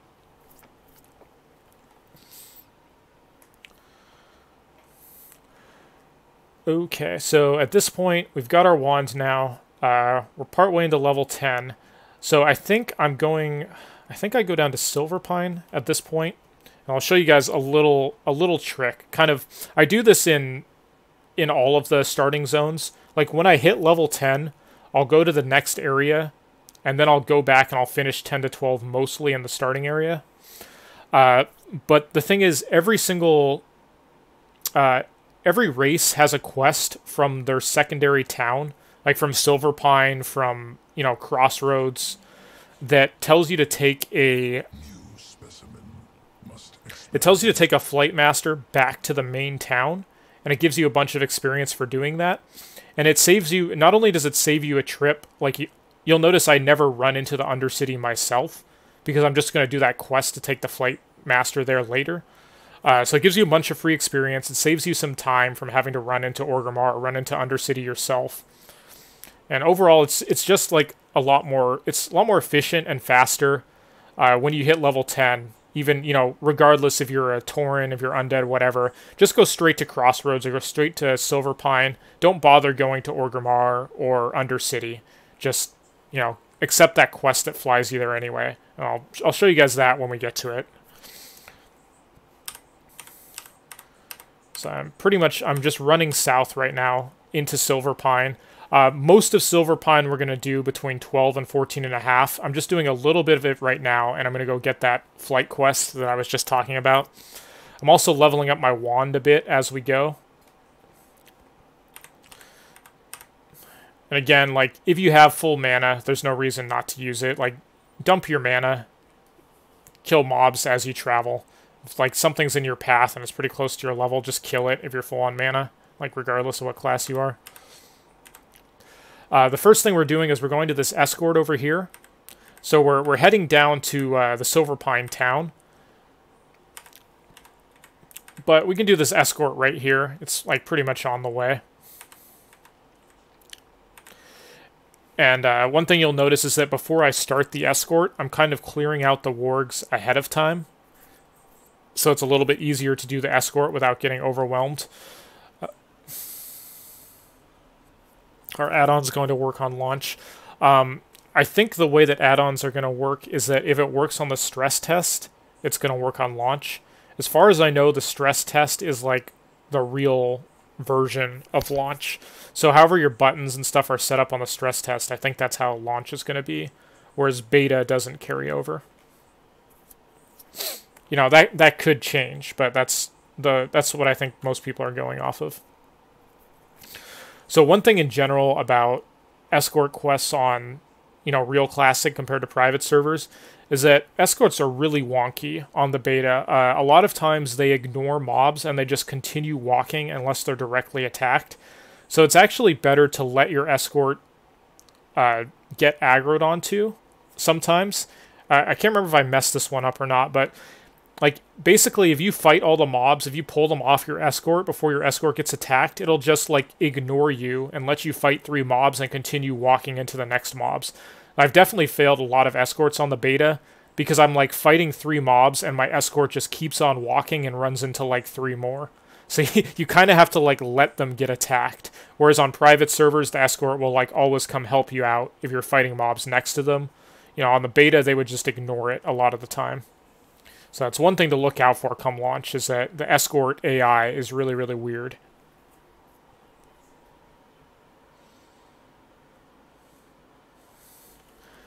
Okay, so Calamity confirming, yeah, the stress test client is the actual release client. That was the information I was going off of.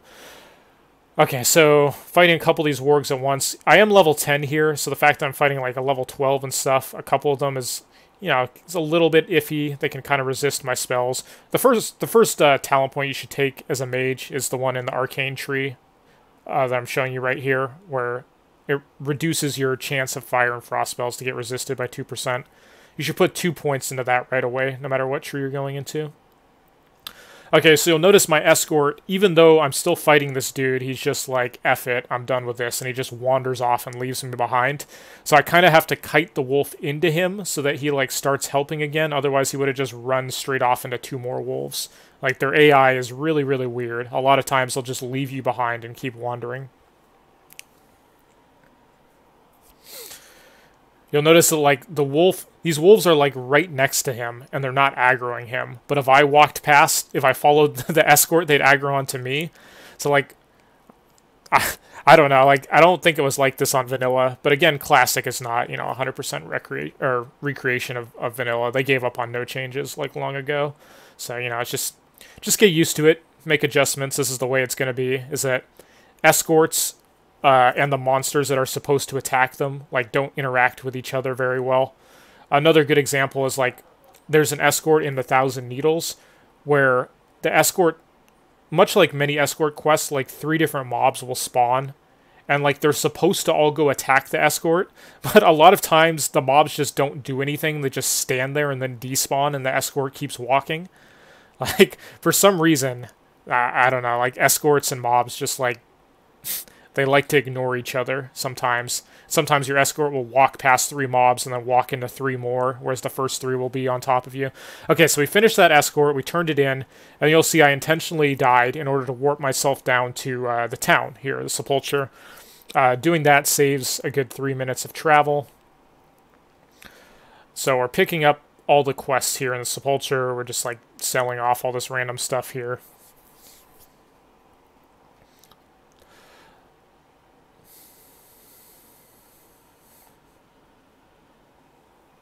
There's some more quests down here as well. Basically just picking up everything. I'm only actually going to do one more quest here in Silverpine for right now, and then I'm going back to Tristful. From like 10.5 to 12, we'll be back in Tristful Glades, and then we'll do about like 12 to 14.5 in Silverpine.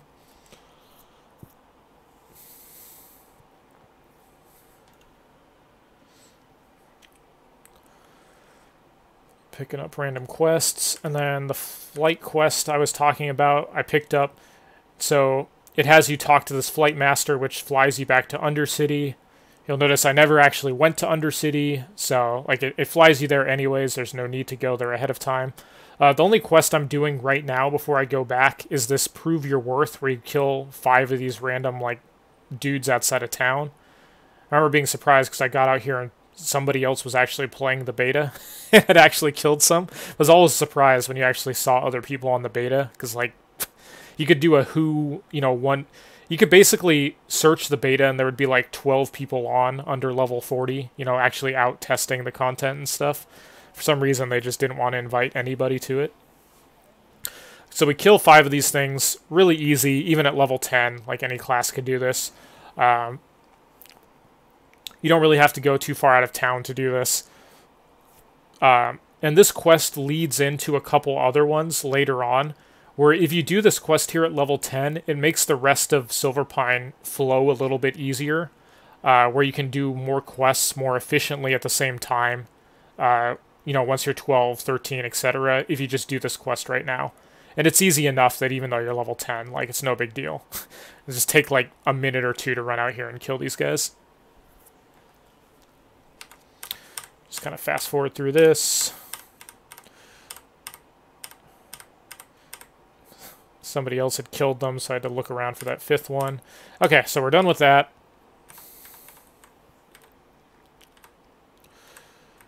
Go ahead and turn that quest in. We accepted the follow-up. The follow-up is a quest we can do later at level 12 when we're back in Silverpine, and it fits into the route we're doing much nicer.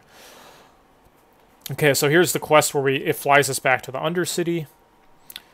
Just go ahead and fly back now. Kind of skip through this. And so that'll save us the effort of... Because it kind of takes a few minutes... Is this a cat stream now? It kind of takes a few minutes to walk into the Undercity and get down to the elevators and stuff, so it's way more efficient to just do it this way. Where you're kind of double dipping while you're getting a free ride to the Undercity and you're getting quests done at the same time.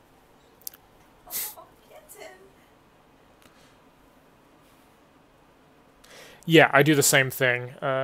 Next type, where at level 10 I run in, like for on Hunter for example, I won't even go to Orgrimmar to turn in my pet training quest. I'll just run right into the crossroad, right into the Barrens, death warp to the crossroads, pick up the quest that sends me back to Orgrimmar, and then I'll fly back to do that quest and then turn in my class training then at the same time.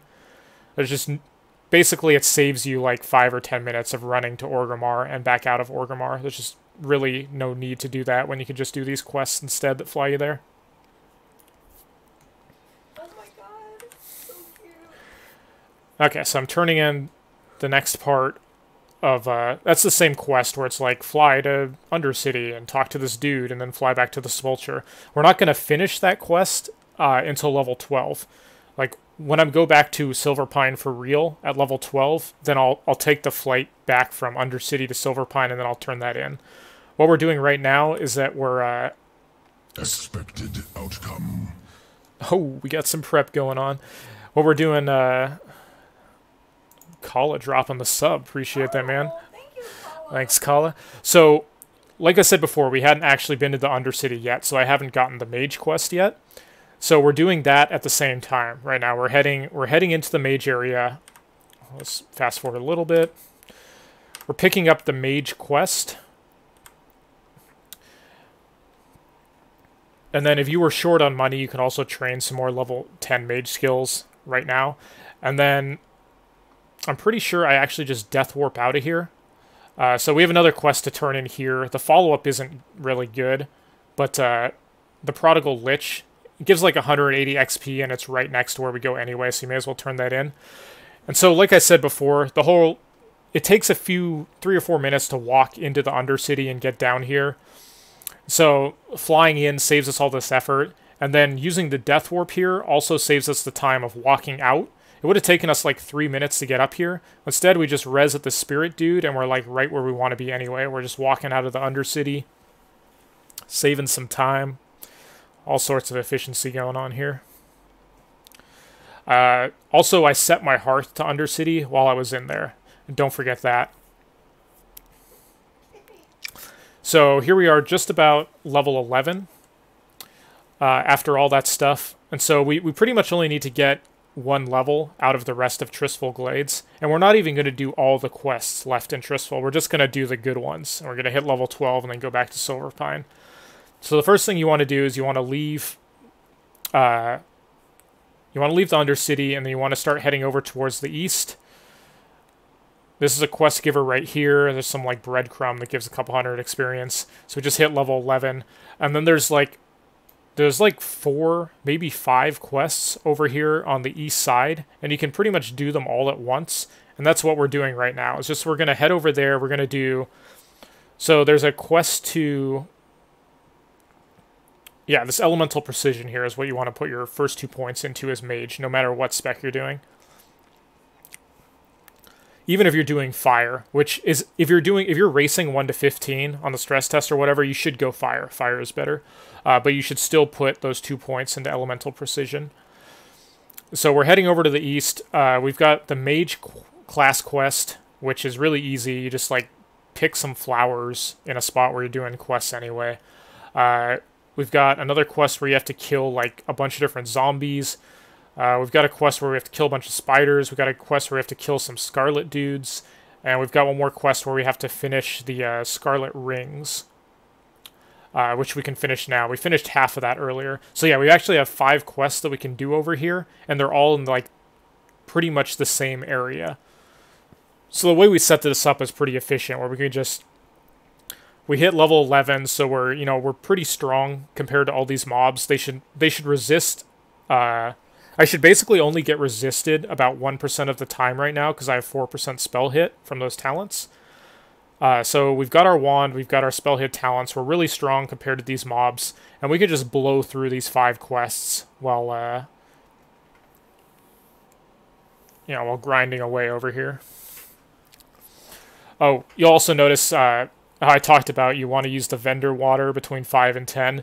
Now that we're level 10, we can get Conjure Water rank 2, and so that gives us an equivalent to milk. And so you don't have to buy, between level 10 and 15, you don't have to buy water anymore from vendors. You can just make your own. That's just as good. Okay, so for this one, there's a named mob over here you have to be a little bit careful of. That runs around, but we just have to kill 8 of these different kind of zombies over here first. We'll kind of like fast forward through this a little bit, because I mean, basically just sitting here spamming spells and then drinking every few mobs, which is most of mage leveling. Nothing too exciting. Okay, here's the mob I was talking about. It's a level 12 rare spawn. It actually does some pretty good damage. It like blasts you with arcane stuff from afar.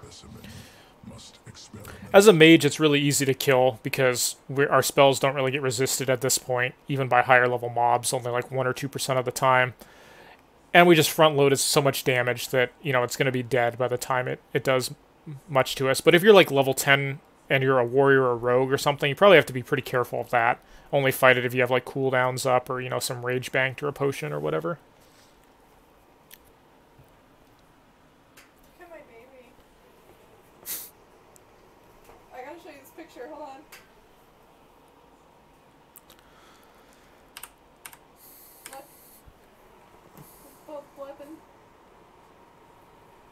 Making fun of my cat. My fault. Okay, continuing on. To kill 8 of each of these zombies, nothing special. And then the quest item for the mage class quest is right in front of me there. You just go and click on that bush, and I think that's all you do for it. Yeah, you just pick that up off the ground, and it's in an area you have to be for another quest anyway, so it's super convenient. It gives you some XP and a decent reward, so, you know, no reason not to do it.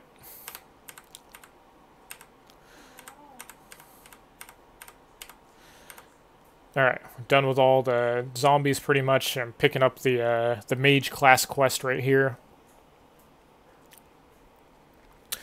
If, say, you know, everybody's class... yeah, no, that elite mob, yeah, or that rare mob, it definitely puts out the damage. It's just that mages kill stuff so quickly, as long as they have mana, that it's not that big a deal for them. But yeah, it definitely bops you.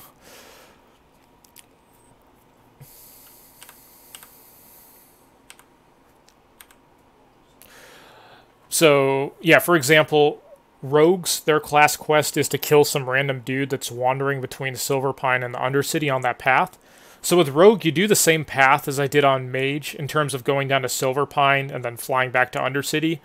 But on the way, you kill that guy for your rogue class quest, you're going to run into him if you're just, you know, taking the path down to Silverpine, because that's the only area he patrols. He is a level 13 mob. But it's not actually that hard. As long as you train swords and you buy a white sword from the vendor in Undercity, or if you get the sword reward from doing that escort that we did at level 10, then you can, basically, as long as you have evasion up, if you have evasion up and a sword main hand, you can easily kill that level 13 mob for the rogue class quest at 10. If you have a potion, it's going to be even easier, but not fully necessary. Remember, you can, like, gouge and back up and bandage and stuff, too. Like, it's actually, like, pretty easy quest, even at level 10. I think the Warlock class quest is you just, like, you go right outside of town and you, like, you pick up a box that's surrounded by level 9 mobs. It's really easy also. Like, you know, you can fit in the class quest for pretty much anything into the route we're doing. It's not too difficult. Okay, so we finished the zombies, we finished the mage quest. We're up here doing one of the last parts of the Scarlet Crusader quests. Just have to kill a few mobs up here, and we're also getting the last rings, the Proof of Demise. We got some of those earlier, but didn't finish them. We're going to finish that off now. Big stretch. Big stretch. Yeah, you're a good boy. Good kitty.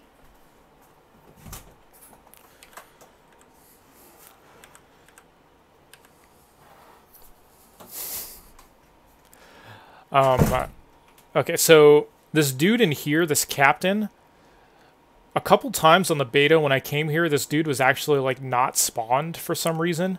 If that happens, all you have to do is kill the mobs in here, and then he respawns in, like, a minute. I'm not really sure why that was. Maybe it was a bug or something. But yeah, the captain's, he's in here, but sometimes he's not up when I came here, and I didn't see anyone else around killing the mobs. It was kind of weird. But yeah, just kill whatever mobs are in here, and the captain will spawn if he's not up already. So there we go. He comes, there's a healer next to him, which is a little bit annoying. But you can see here I used, one of the undead quest rewards you get is Slumber Powder, which puts a mob to sleep.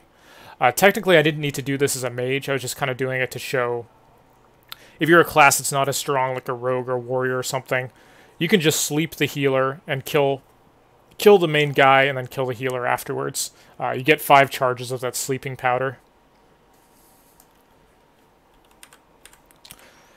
Okay, so we finished all those. That's 4 quests down, and then we just have this quest over here where you have to kill a bunch of spiders for a drop. And then doing this quest here, it also leads directly to another quest where you just go talk to some dude that gives you a bunch of experience. So basically, we're completing like 6 quests worth of experience by this little journey we're taking up here to the northeast of Tristful. It's really, really efficient in terms of like XP an hour that you can get at this point in the game. just need a drop from these. The goal here is to, or the goal is to get level 12 off of your class turn-in back in town as a mage. And so if you can get close enough to 12 that you go into Undercity, you turn in your mage class quest, and then you can train your level 12 abilities before you go back to Silverpine. You fly back to Silverpine, and you finish off that quest that has you fly to the Undercity and back. And then you pretty much just do Silverpine for the next couple levels, which is it's a really efficient zone too. It's definitely kind of dangerous, but if you know a good order to do the quests in, I do think it's worth doing Silverpine as Undead, at least a little bit of it.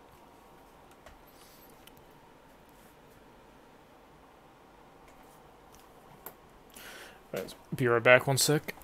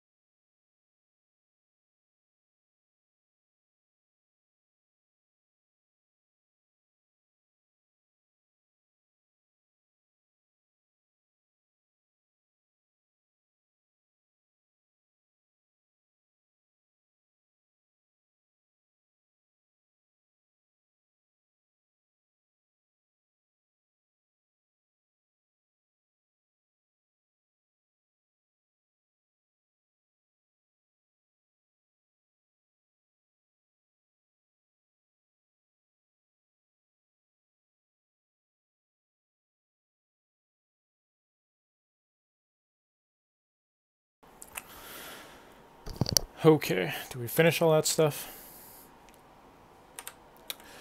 Okay, so at this point I think I'm just, I'm grinding my way back to the turn-in. The first of these quests you turn in is directly outside of the Undercity. It's from that guard.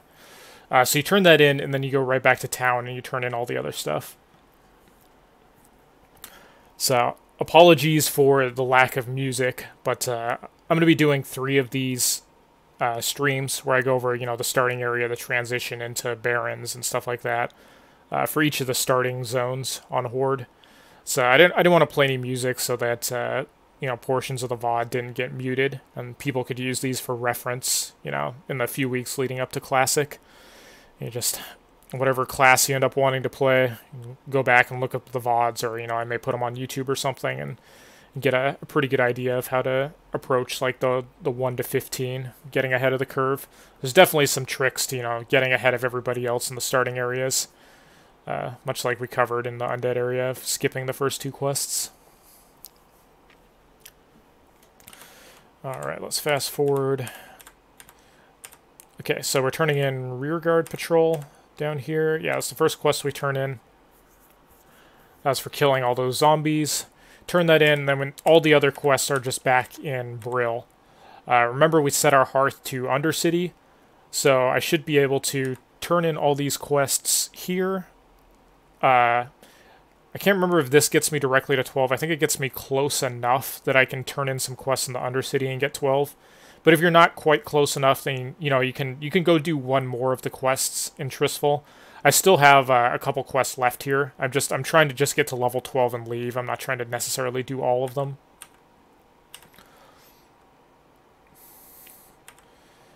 Alright. Doing a bunch of turn-ins. So yeah, that was the follow-up to the Spider quest, the one we just did, where it gave an extra 875 experience just from walking 20 seconds over here and talking to a dude. So we got almost an entire level from that, from just that handful of quests we did over on the right side. So I think that got me close enough that I can go into... Oh wait, not quite. Okay, so I slightly miscalculated to where I need a little bit more experience before I can get level 12 off the turn-in Undercity. So I just run over here and I kill a few mobs just to make sure I have enough XP. And then remember, we set our hearth to the Undercity, so as soon as I get close enough that turning my mage class quest in will ding me, then I'll port to the Undercity, turn that in.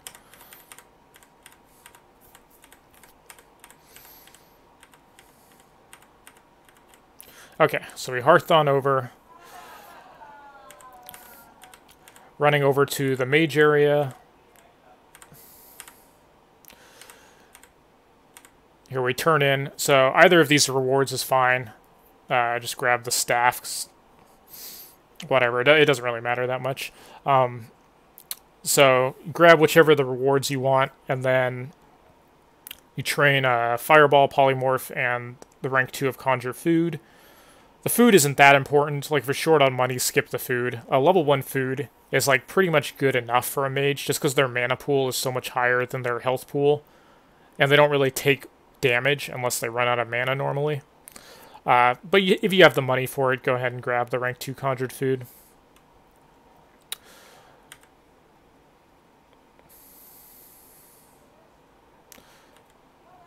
I think I was showing over there that, like, the wand vendor doesn't have any wands under level 15 or something. Okay, so we are level 12. We did the mage training. So we're going to Silverpine now.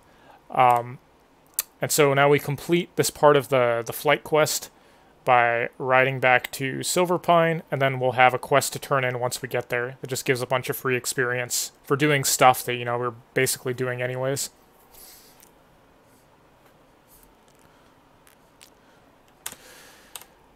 Alright, good. Okay, back to Silverpine. Okay, it's nice to be able to... Normally I just did commentary while playing. It's nice to be able to kind of like fast forward through the boring travel parts here. Okay, so we're level 12. We're back in Silverpine. We're turning in... that was the end of the flight quest. In total, that gives almost 2,000 experience. See, that final step was worth over 1,000. And then there's multiple steps that give you like 300 or 400 experience as you fly to Undercity and back. And it's the same thing for the ones from the Crossroads. Like, the whole chain gives you a bunch of money and experience for, you know, doing stuff that you're basically doing anyway. So in this video, I was going to 20, and I was doing Frost Spec, but doing Fire 1 to 20 is definitely totally fine. And if you're just trying to race 1 to 15 for the stress test or whatever, I do definitely recommend you do Fire, because even if you're going Frost Spec, between level 12 and 14, you're pretty much using Fireball as your main attack, because you have a higher rank of Fireball than you do a Frostbolt. So all of Silverpine, you're pretty much using Fireball as your primary skill. And so I would advise putting your first 2 points into the spell resistance talent, and then putting your next couple points into improved Fireball, if you're trying to be like as efficient as possible in like the 10 to 20 range. You can always respec later if you want, but, you know, going Fire like 1 to 20 is totally fine, and then respecing to Frost AoE later. Okay, so we left town, and then the first quest we're doing up here, where you just go into some house and you know, like get a book off the shelf or something. This is the follow-up to the quest we did earlier, where we killed 5 of those Moonstalker runts. And so, since we did that earlier, we don't have to like put that extra quest into our route. It just flows a little bit nicer doing it this way. So you just kind of fight your way into this house. These mobs aren't like for a quest or anything, but, you know, remember, as you go through... Oh, there's actually another person over there. As you go through the game, just remember to, like... Don't forget that you should always be killing mobs that are around your level as you travel. Like, even if you have quests to do in the area, just make sure you're killing things that give you optimal experience. So, like, mobs that are level 11 and 12 right now are the best to fight. So even if they have nothing to do with a quest you're doing, if you're passing them on the road and you have full mana or something, you should kill them.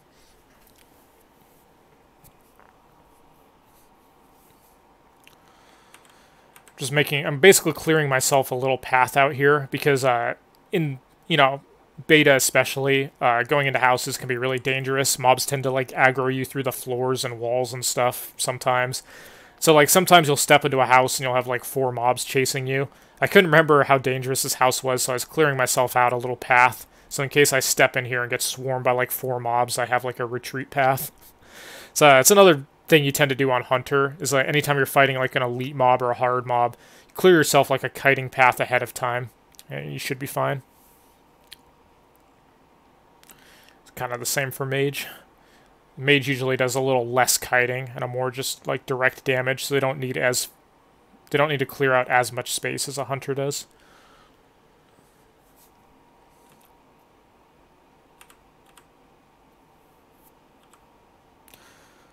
Oops. Okay. So the other person I saw in the beta had randomly just cleared out this entire house before I got here, even though you almost never see anybody else on the beta. So I guess that dude just did me a solid and saved me from having to fight this extra like 5 mobs in here. So I just ran up and got that book. Normally you'll have to clear this house out, which can be a little obnoxious because you're probably going to get more than 1 mob chasing you at a time. Then once you pick up that book, remember that a mob spawns also.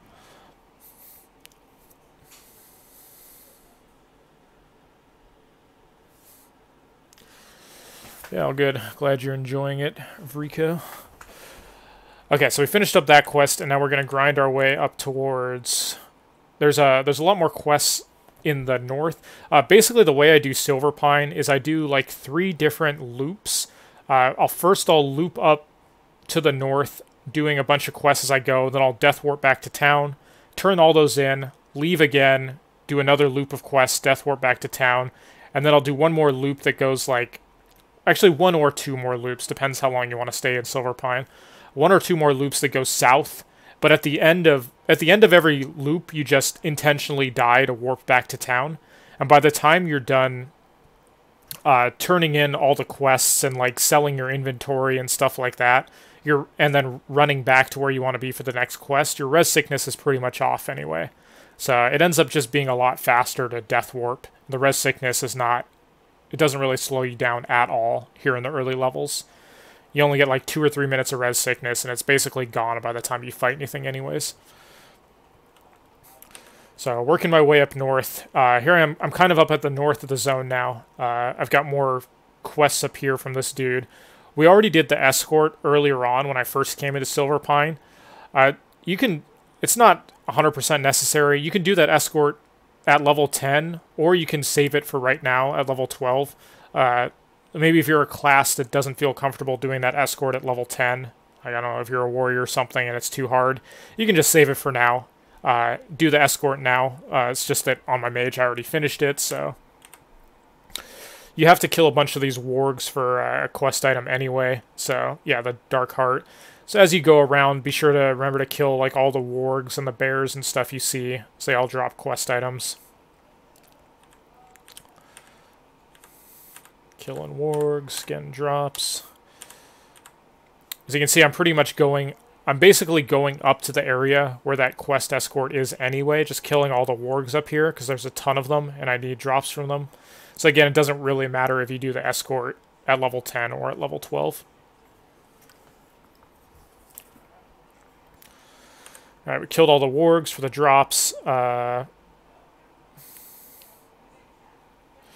think the quest up here, you pretty much just talk to this guy, and then he tells you to like go back to Silverpine, or go back to the Sepulture and talk to some other guy, and then it sends you back up here.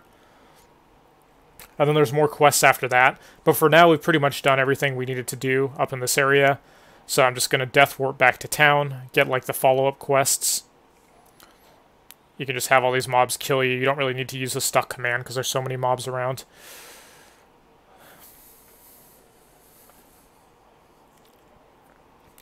And then, again, I'm not going to name all the quests individually. Most of the times in all these zones, you should just pick up every quest and turn in every quest. And like, there might be some circumstances where you don't end up finishing every single one of the quests, but then you just abandon it later. Like, it's better to just pick up everything up until the point where your quest log is full, and then when it gets to the point where you know you're not going to do it for sure, just go ahead and abandon it. But there might be situations where there's some quests that you don't really plan to do, but say launch comes and the quest you want to do is so crowded that you have to skip it. You might want to do one of those other quests as a backup plan. Like, just pick everything up. There's no reason not to.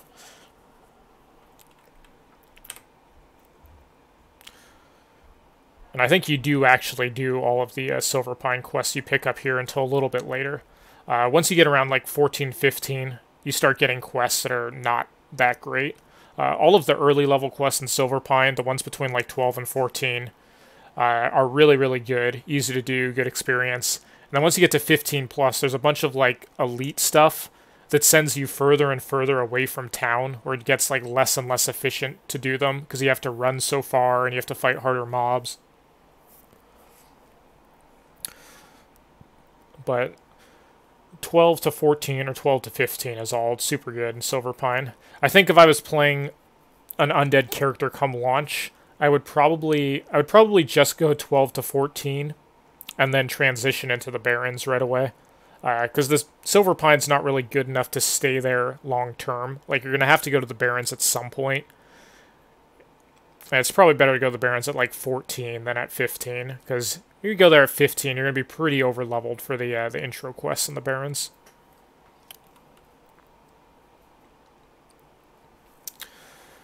Okay, so we turned in everything. We cleared out our inventory, etc. You can see the res sickness is already off of us, so there is no downside to death warping, just saved us a bunch of travel time. We're heading back up north. We've got all the follow-up quests. Gotta kill a bunch of these things. They drop shackles, and that quest leads on to, like, there's more follow-ups after that. And so I'm basically just grinding my way towards, like, the northeast right now. We want to go right back to that spot where we death warped before. We've got another quest up there now to do, so we just want to kill basically everything on our path up towards the northeast, because almost all of the mobs in that path are, like, used for some quest or another. Like, all these Moonragers, all the bears, all the wargs, the black wargs and stuff are all for quests. Pretty much just kill everything in front of you as you head up that direction.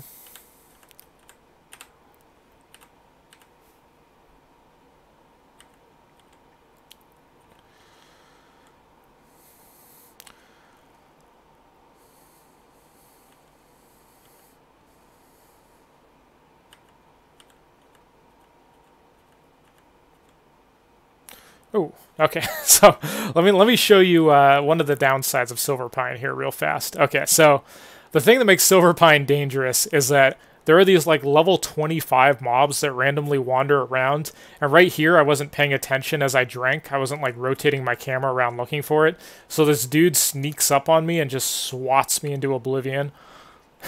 Just two-shots me. So I end up dying. It's not like that far a run back, but you definitely want to be on the lookout for those like level 25 elite mobs that randomly patrol around. They're probably going to kill you once or twice while doing Silverpine, but even if they do, like, it's still worth doing the zone. Like, it's overall it's efficient. I think if you look at my like time played or something, it's probably only going to take me like slightly over an hour to go from like 12 to 14, which is a pretty good leveling rate. Okay, so that guy just rolled up and destroyed me, but that was a reminder of, I was probably just like reading chat or like not paying attention there, but you definitely, if you're like sitting down to drink, if you're fighting mobs, you can see I'm doing it more now because I got caught, is you should rotate your camera around and like keep an eye out for those roaming mobs. Like if you see them heading your direction, you know, start kiting away.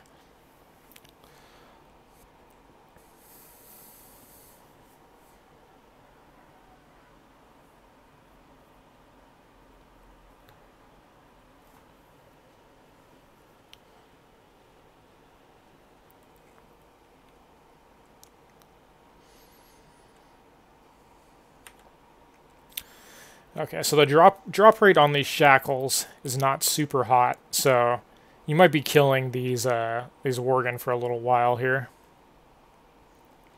In fact, since I'm a mage, like if you're a mage or a warlock or a priest, okay, so I see this dude trying to roll up on me again, but this time I'm actually like looking around as I'm drinking, so I don't think he catches me again.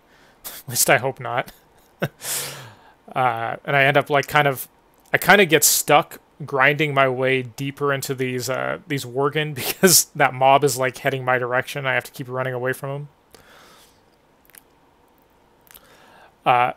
So let's say if you're a rogue, even this stuff isn't that bad, but maybe you're like a rogue or a warrior, and you don't really want to be fighting level 13 or 14 mobs yet, you can wait to do this quest until level 13. Like, I'm doing this as I go north, because as a mage, these mobs are pretty easy to kill. But I could just grind my way north on like the level 11 mobs on the east side of the road, head up north, do that quest first, and then like kind of head back down towards this quest when I was closer to 13, and then like do this quest at 13 instead of 12. So the all the mobs you kill here are between level 12 and 14.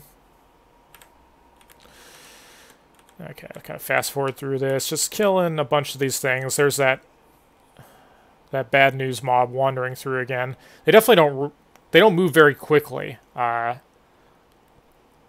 So you know, assume if you're paying attention, you can stay away from them pretty easily. But sometimes you'll kind of be forced to run away from them into more mobs.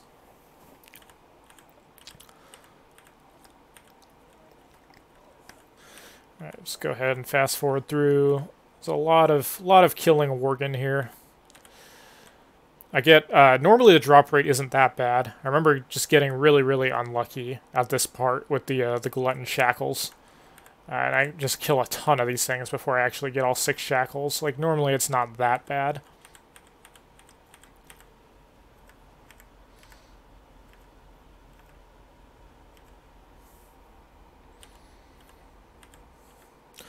Oh, there's also there's a rare spawn warg that wanders around here in this area as well, so, you know, kill that if you see it. He doesn't do anything special, he's basically just like a normal warg with a slightly more HP. May as well get a free green item. Yeah, some strength mail. It's always nice to just vendor random greens and stuff, because, like I said, you're usually hard up for money on Classic. Mostly because you have to spend so much buying bags early on. Unless you get extraordinarily lucky. Okay, continuing to grind all these worgen forever, because I have terrible luck on that glutton shackle.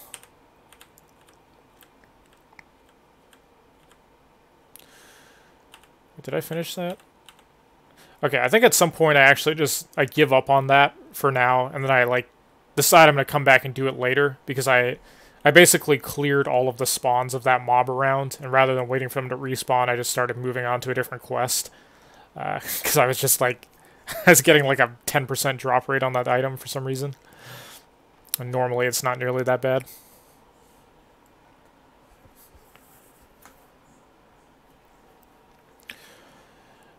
Alright, so the next thing you want to do is you want to kind of grind your way up through these knolls. Again, we're still going up north, back to that,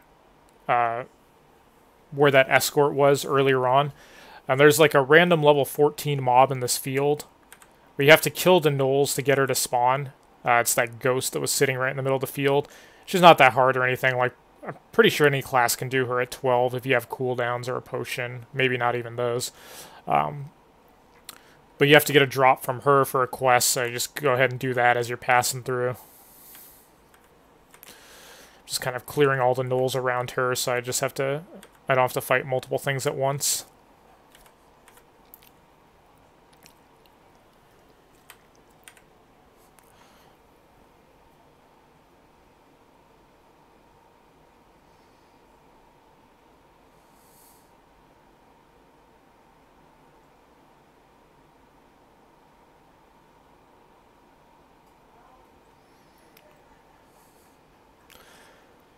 Okay, finish that up, and just kind of grinding our way north. We still need items from these bears. You need like 6 drops from bears and spiders. The drop rate definitely isn't amazing on a lot of these quests, like the bears, the wolves, the spiders, the worgen and stuff. Like, the drop rate isn't amazing, but it's not like grinding mobs around your level is bad anyway, right? So it's like, it's kind of fine. You're just kind of killing mobs that are like level 11, 12, 13, 14 while you're like 12 or 13. Like, even if you have to kill a good handful of them, it's totally fine. There tends to not be that many people in Silverpine compared to the Barrens. So the fact that you're in an area where you kind of have free reign to grind a bunch of mobs and stuff, there's probably not too much competition, especially if you followed like the start of my path and you got ahead of the curve. You're gonna have plenty of mobs, and so the leveling is probably gonna be faster here than it is in the Barrens, if you're already over here as an undead.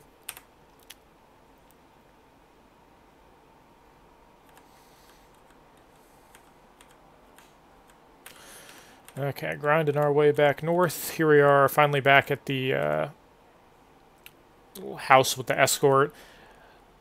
Again, I'm killing some more wargs. I think I still need a couple of these warg heart drops.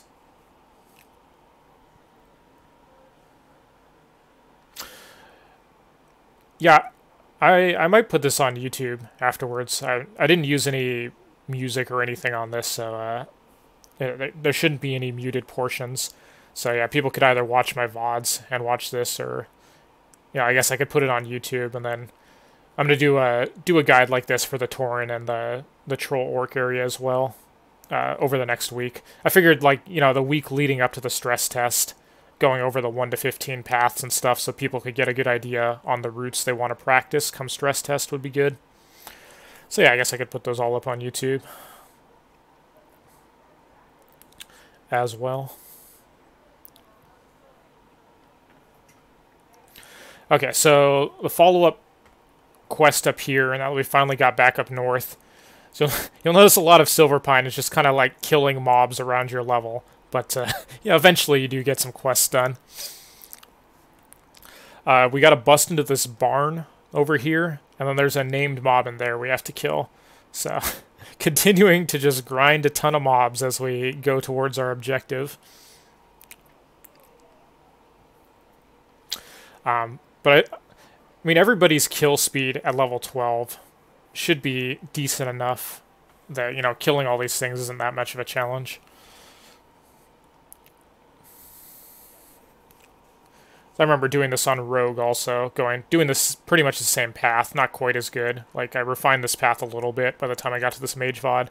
But I did 1 to 14 on Rogue, and it was really fast. It was 4 hours something also, and like all this stuff felt totally fine on Rogue.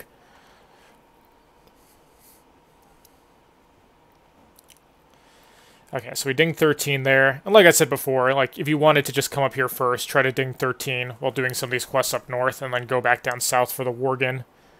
If it was a little easier to fight at 13, you could do that now. Okay, continuing into the house, killing a bunch of these dudes. I'm killing a ton of these things, aren't I? Okay, finally ready to go into the house. Yeah, I think you definitely don't have to grind. If you're planning on switching to the Barrens at 14, I would say on this run, I wasn't exactly sure what level I was going to end up. I end up at like 14 and a half doing this route, and I was actually trying to just get to 14. It's because I pretty much overgrind. You'll notice I'm just like killing almost everything in sight as I run around. You definitely don't have to kill as much stuff as I'm killing here. Like, I kind of went overboard on the grinding, and it got me like a good third or a half a level further than I needed to be on the route I was doing.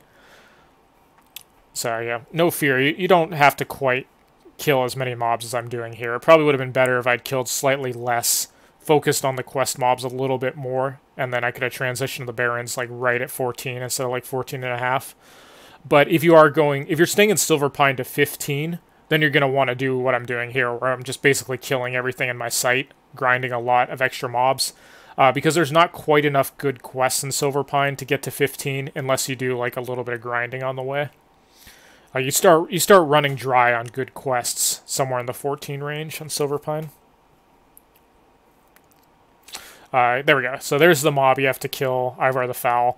This part could be a little challenging for some classes. All the casters are probably fine here. For a warrior, it might be a little annoying, because you kind of have to fight like 2 mobs at once. If you have the throwing skill, like on rogue or warrior, you can kind of cheese it a little bit, where you run in, you pull these mobs, and then you run way off to the west here, and you just, you know, occasionally throw a dagger or something at one of the mobs you want to chase you, and then the other one will reset, and you can fight them one at a time doing that method.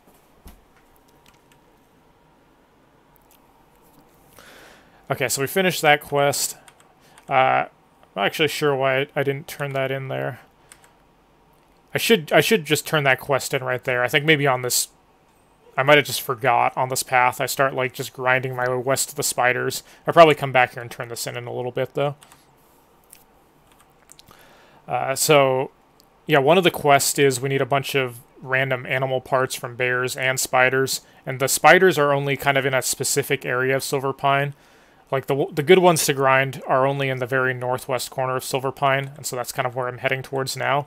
I'm pretty sure I actually, on this run, I might actually die up there, because there's a really badass rare spawn spider up there that is like an absolute monster. He's got like really ridiculous abilities. He's got like a power word shield that he uses on himself. He's got like a ranged attack that bonks you for like 40% of your life. He's like, I'm pretty sure I try to fight him, and I die once before I kill him. Maybe it wasn't this run, but you're definitely going to want to look out for that rare spawn spider. Let me fast forward a little bit until I'm in the spider area here. Just killing some bears on the way over. We're going northwest here to get to the little spider area in the northwest corner of Silverpine. Here, I'll show you on the map where I'm going.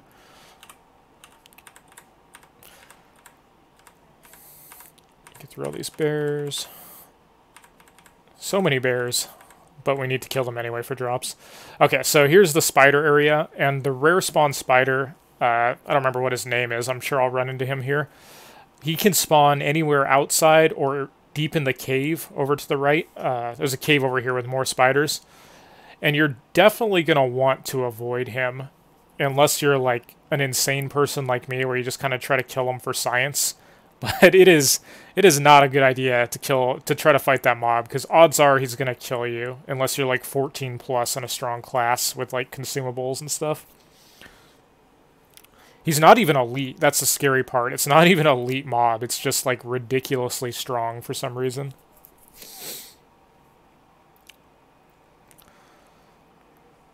We'll see if I run into him. Again, I can't remember if it was on this particular run, because this was like a month or two ago, or it was another run, but he definitely stands out from the other spiders, and he is an absolute monster.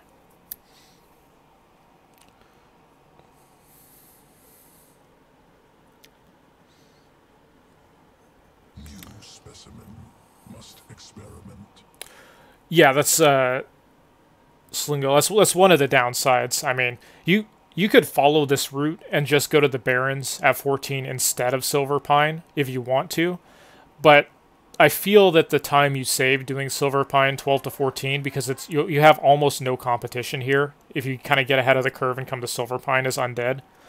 I feel like you save more time doing that with the lack of competition for 2 levels than you lose in time by going to Barrens a little bit late. Because the thing is, like, a lot of the quests that, you know, people are afraid they might get bottlenecked on, like the cool boars and stuff, it's actually pretty easy to finish those quests because they're just kill X, right? It's like, kill 8 of these cool boars, kill 8 of these other cool boars. Like, you can just make a big Zerg group of like 5 people and just get that done easily. Or, like, even if you have to skip one of those quests, it's not a big deal. Like, I'd rather get to the Barrens as Undead at, like, 14. Maybe you have to skip a quest or something, or maybe you have to group for a bunch of quests early on, after I've gotten 2 really quick levels in Silverpine. But, I mean, you could make the argument either way, but I think it's worth doing Silverpine. It's just my personal preference as Undead, just because of, like, how quick those 2 levels are, 12 to 14, and how few people will be in the zone. But yeah, you are right that you are going to have more competition for the early quests once you do get to the Barrens.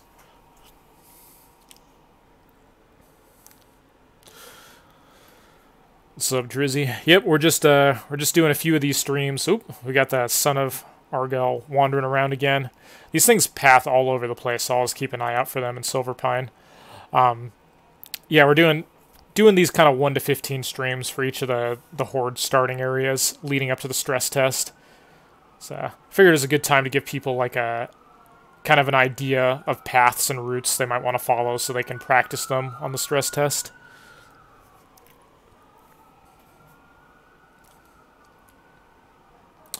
And maybe on the stress test I can actually get some more 10 to 15 footage, I guess, depending on how crowded it is. If they do a bunch of different servers and layers where the game's like actually playable, I could probably get some more footage of routes and stuff. But if they're trying to intentionally stress test it where they have like 10,000 people on one layer, then it might be kind of hard.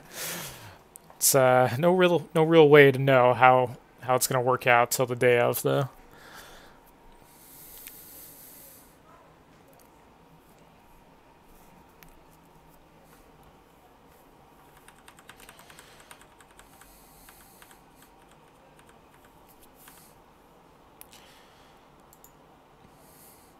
Okay, so I pretty much I grinded back through the bears, turned in that one quest. Now we're back here in the spider area.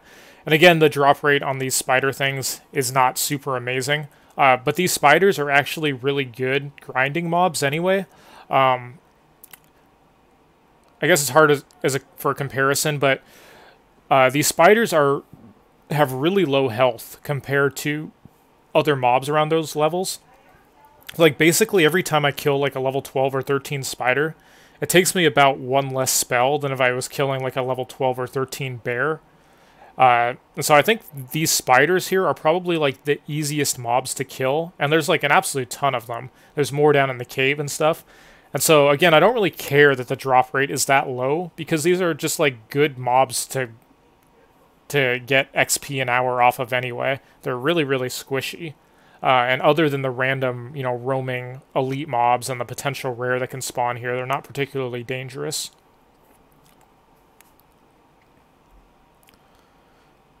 So I only used like 3 spells and that thing just absolutely blew up.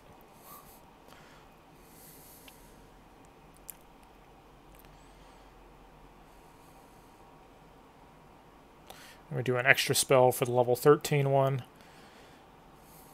Again, pretty easy, pretty squishy mobs. I think my rogue was absolutely blowing through these spiders too, no problem.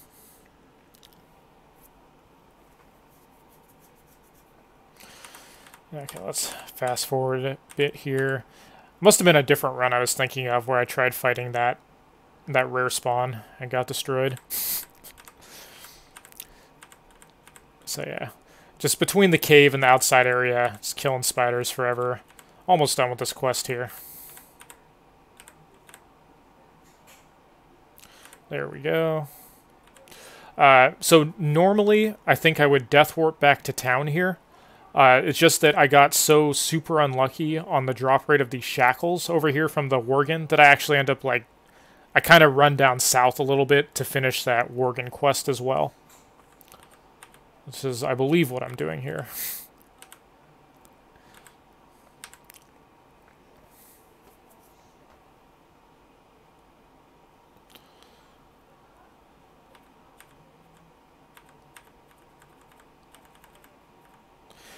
Again, we got this, this guy's it's a really different color than the other Worgens around, so it's pretty easy to point them out. So just keep an eye out for these guys, don't get too close. They move super slowly, so as long as you're paying attention, shouldn't get killed too often by these things.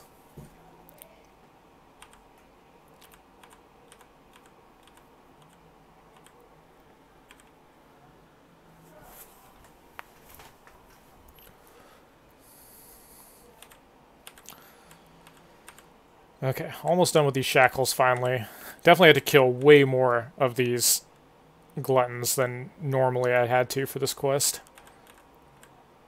Part of the reason why I end up at like 14.5 instead of like just into 14 by the time I finish this run.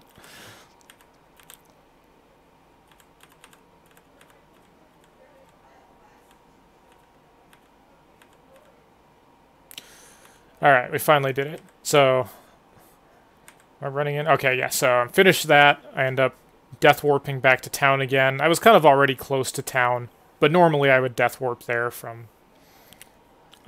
once I finished the spiders would be the last part of that quest circuit I did.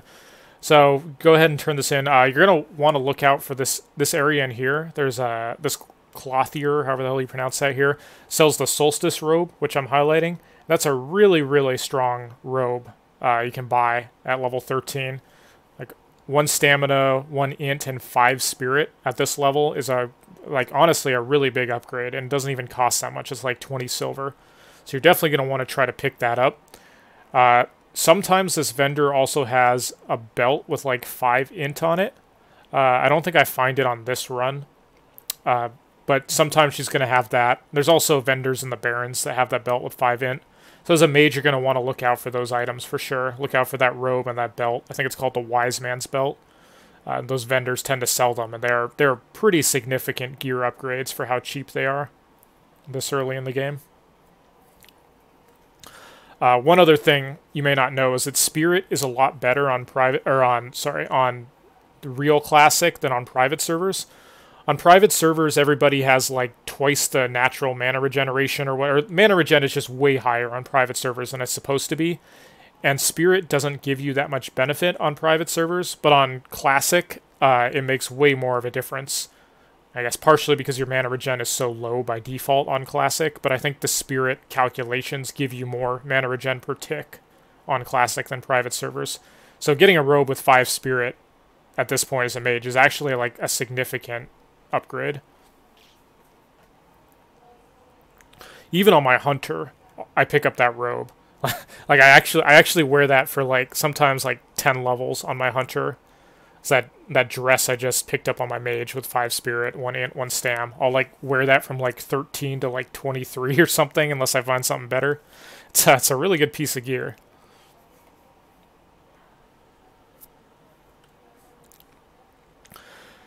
Okay, so we're heading out again.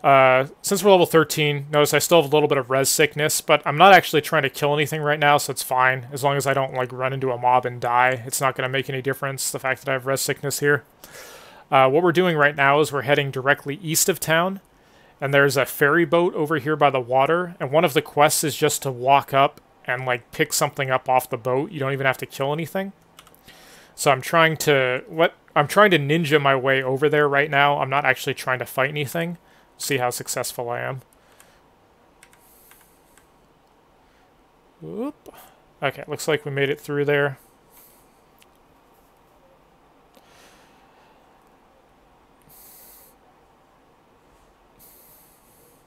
Alright. Okay, so notice that like we're just about to hit, we're pretty much level 14 right now. And we're like barely over 4 hours in.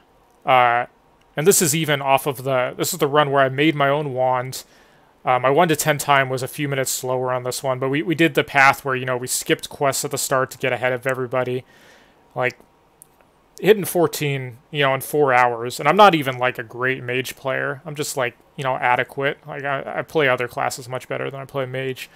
I feel like this route is really, really strong for Undead. Like, you don't even have to be a mage. Like, a warlock and rogue can get very, very similar times to this. A priest or a warrior is obviously going to be a little bit slower than these times, just because those classes don't have the same kill speeds as, you know, warlock, mage, rogue in the early going. But I feel like this undead path, like 1 to 14, 1 to 14 and a half, is really, really efficient. And that's kind of the reason why I think it's worth kind of coming to Silverpine for a couple levels and then going to the Barrens if you're undead. You know, if you already have a good 12 to 20 Barrens undead route and you don't feel like adding Silverpine in, that's totally fine. I just personally think that it is worth it. But you're probably going to want to transition to the Barrens either at 12 or at 14, depending on if you like doing Silverpine for a couple levels or not. That's kind of the reason why I made this video. Is I know a lot of people skip Silverpine by default, but I wanted to show people that, like, as long as you have like a pretty good path and understanding of the zone, you can actually get some really good leveling times in Silverpine. It's always the benefit that there's like barely anyone in this zone. If you know get ahead of the curve and you come here right away, you're not going to see hardly anybody else in here while you're doing this. Okay, so we picked up that thing from the ferry, and then we started heading directly south. So at this point, we're starting to get close to running dry on the Silverpine quests. There's a handful of quests in Silverpine that are south of town that are worth doing, and that's kind of what we're getting into now. The further south you get from town, like kind of the worse the quests get in Silverpine. So you're gonna maybe want to do like a few more quests from where I am now, kind of get a little ways into 14 and then just bail on Silverpine. You know, unless you're racing 1 to 15 on stress test. you may as well just stay to 15 on the stress test if you're going for the first 15, because it's not worth the effort of going all the way over to the Barrens if you're just going to be there for like half a level. But if you're doing like a normal classic, you know, full 1 to 60, I would probably like finish this quest and maybe like 1 or 2 more and then head over to the Barrens right now.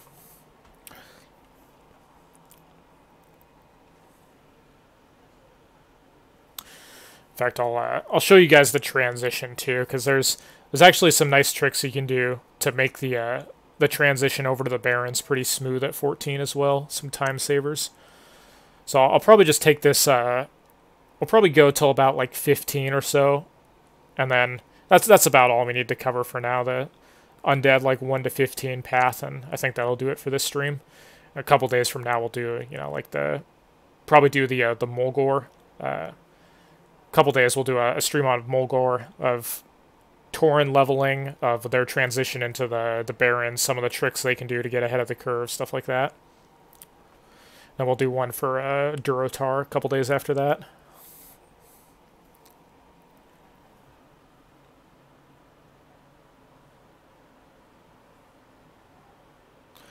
If I was racing to 10, anything particular about racing to 10? Well, I mean, I guess if I was racing to 10 on a server where I was like all by myself and not having to worry about any competition, then I wouldn't skip those quests at the start.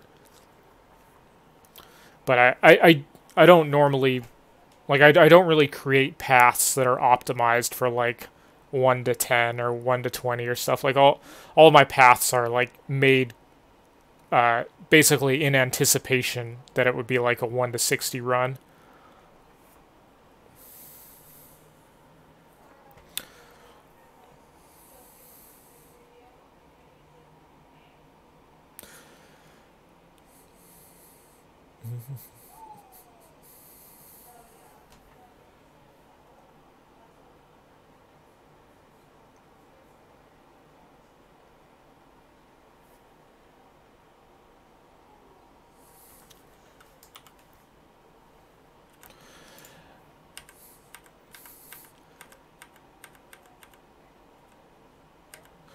Okay, so the quest we have over here that we're doing right now, so we just hit 14. There's a good chance you might still be 13 when doing this quest, because I did admittedly do a lot of grinding on this run. But this quest here is actually like pretty dangerous. We're starting to get into the realm of quests that are like less worth it. And I'm pretty sure we do this quest kind of cleanly here, but in general, if you want to skip a quest here and go to the Barrens earlier, this quest here is fine to skip. We're basically going into this mine, and we're killing a named mob that's deep in the mine. But the respawn rate on these mobs, like, they tend to respawn behind you, and if you mess up at all, you'll get like pinned in this cave by respawns and die when you come out. Or it's really easy to pull like 3 mobs at once in this cave. So this quest is okay. It's like kind of worth doing if you do it clean, but it's definitely skippable if you want to. And then there's one more quest that's like to the southwest of here, where you basically just pick up a box off the ground that's surrounded by some mobs. You go back to town, you get a bunch of experience from that, and that's worth doing. And then other than that, like that, you pretty much run out of the good Silverpine quest by that point. Okay, so I'm just bum rushing into this mine, sometimes getting 2 mobs at once.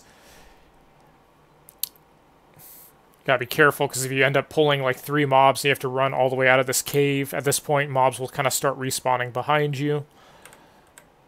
So the dude we have to kill is like back there a little ways. So you see there's like 5, 6 mobs in this room tightly packed. So it can be kind of tough to like pull them safely out together. And you're in a race against the clock at this point to kill all this stuff before everything respawns behind you.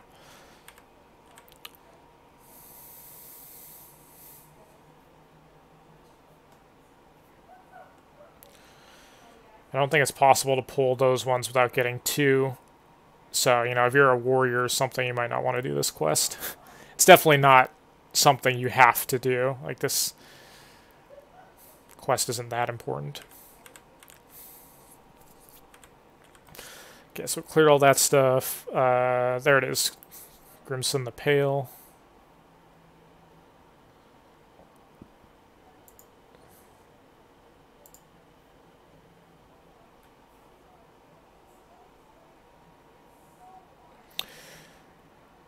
Got the head, run out of here. As you can see, even though I pretty much killed everything in the cave at like 100% optimum kill speed, I'm still pinned in here by respawns, even though I like killed everything as quick as possible.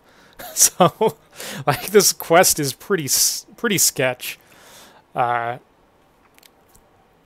know, if you're a warlock, you can't really fear anything in here without risking it running into a billion other mobs. That quest I just highlighted, let me go back to that for a sec.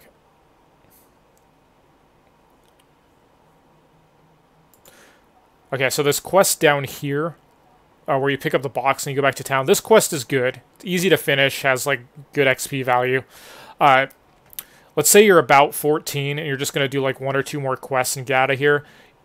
If you were going to skip a quest, definitely skip this one. The one over here where we picked up the thing off the boat for free experience, that's really good. You can do that without fighting anything. Come down here, do that quest, and then just death warp back to town, and then go back to the Barrens. I probably only recommend doing this quest if you're like a pretty strong class like mage. I mean, I'm sure other classes can do it, but the risk-reward is probably not that worth it unless you're feeling really strong for the level. Like warrior, I would skip it. Rogue, I might do it. I don't know about priest or warlock. It's hard to say. Because, yeah, as you can see, I kind of have to fight my way out. If I'd been even slightly slower, I would have been like, there would be even more mobs surrounding me right now. I think at this point, I'm just like, F it. I'm just getting the hell out of here. I don't want things respawning on top of me, so I just make a run for it. But, you know, if I didn't have Frost Nova, I might die trying to run out here. So, definitely a rough quest that's easily skippable. But you're gonna want to go down south to this quest I'm doing right now. Pretty much any class can do this quest pretty easily.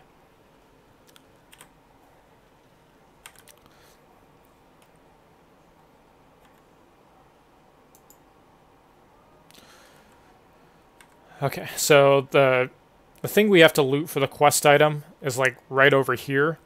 For some reason, none of these wizards link to each other, so you can actually like run up if you're a ranged class and just fire stuff into a group of 3 and they won't all aggro you. They only aggro from like being directly attacked or from proximity. So you can use like ranged weapons to pull these things back and fight them one at a time, even if you're a melee class. The other ones around them, like, I'm not sure why this is. I actually reported it as a bug on the beta, but, you know, odds are, I think they're only fixing, like, really impactful bugs, so I'm pretty sure this doesn't get fixed. These mobs should link to each other, because they're humanoids of the same type, but they don't. So it's a pretty easy quest to do.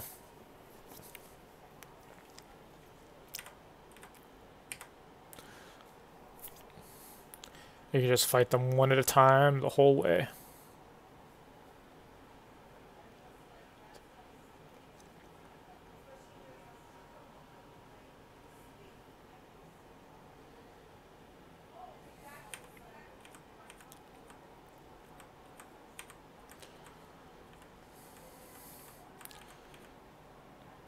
Alright, cleared everything out. Just loot the Dollaran crate, and then you get a ton of experience just for picking up that box, almost 1,000. And then once you go back to town and turn it in, you get even more experience. So you definitely want to do that quest. And I would say that's the last really, really good quest in Silverpine. There's some other quests that are doable, especially if you're trying to get 15 here, but like they're either like pretty dangerous or not super worth it. I'm just killing myself here to death warp back to town as usual.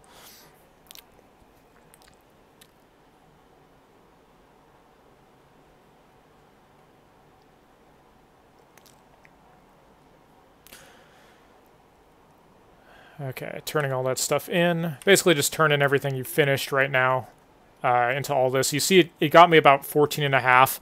I could have definitely grinded a little less and maybe been like 14.25 here or something. And I think at this point you want to probably transition over to the Barrens. And so you'll notice that I'm hearthing back to Undercity at this point.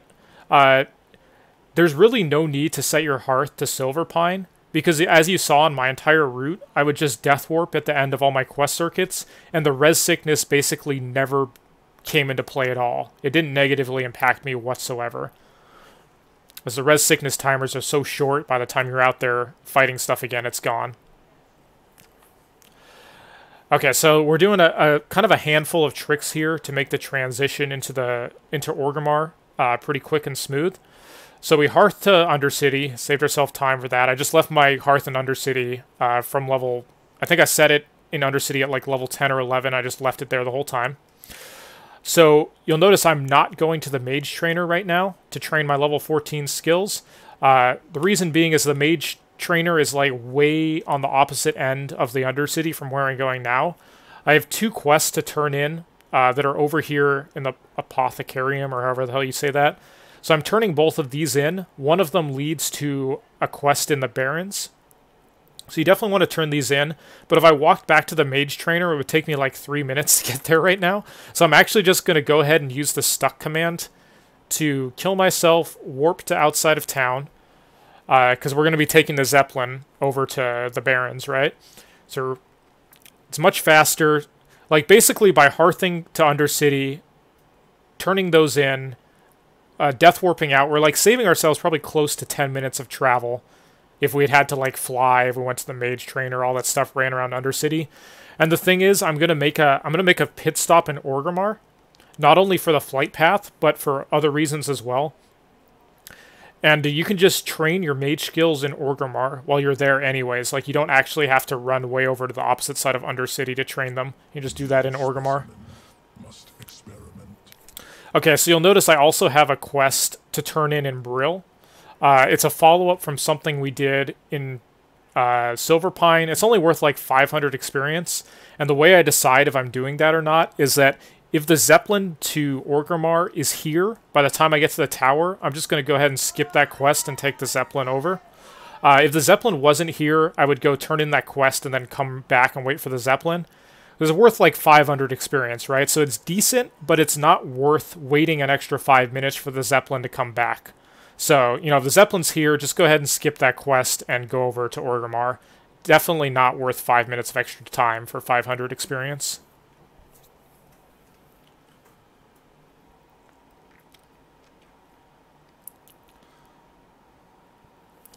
And I think on this run, somebody came into the chat and asked me to show what gear I was using. So I think I show at this point here. It's just, I'm just thinking you guys see that I'm pretty much in just absolute garbage random gear. Except for stuff I like made myself or bought off the inventory. See, I've got some gray gloves, white sash. I've got those pants. I've randomly found those pants. That was just a random drop. Some white boots. That we got the wand we made ourselves. We've got this this staff that was the reward from the mage quest we did. Random garbage bracers. We've got the chest that we bought from that vendor with all that spirit, and random garbage cloak. So, you know, definitely don't have amazing gear, just whatever we could get our hands off of, and, you know, we still basically got to 14 and, you know, only slightly over 4 hours. So, I'm a pretty big fan of this route as Undead. And then let me fast forward through some of this stuff as I'll just go over the transition into the Barrens and the things you want to do right away as a mage, or basically as any class. If you're doing Silverpine 1 to 14, then this transition into the Barrens will be helpful. So I head into Orgrimmar. I mean, not only are you going to need this flight point at some point in time, you're going to want to have the Orgrimmar flight path.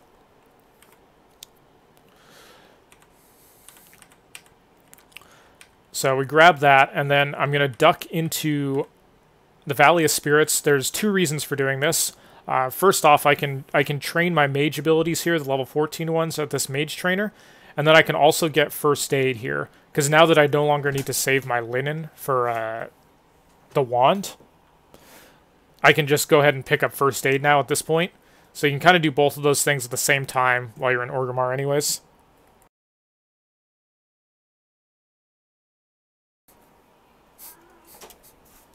Why, thank you. I've had a few of them. Where'd you find these? Whitney and I have been drinking. Ah. A lot. Uh-oh. I'm sorry. Hi! Okay, so we got mage training, we got... No, I'm not. Mage training, we got first aid training.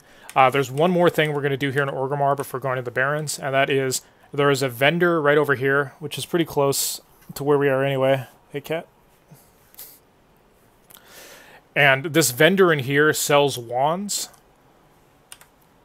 So there's starting at level 15, and the wands are a reasonable amount better than the one we have right now. So if you're continuing to level enchanting to the point where you can make your own wands later on, you don't have to do this. But if you're not leveling enchanting, you can just run over here and you can buy a wand, level 15 wand from the vendor if you have enough money. It's like 33 silver or something, so, you know, if you can afford it, great. If not, it's not the end of the world. It's just a few DPS higher than the one we're already using. And then, using my favorite command to death warp back outside of town. Always prefer to save a few minutes of running around, especially when you're deep into Orgrimmar or Undercity or whatever, and just end up outside of the town again. So now we do the run over to the Barrens.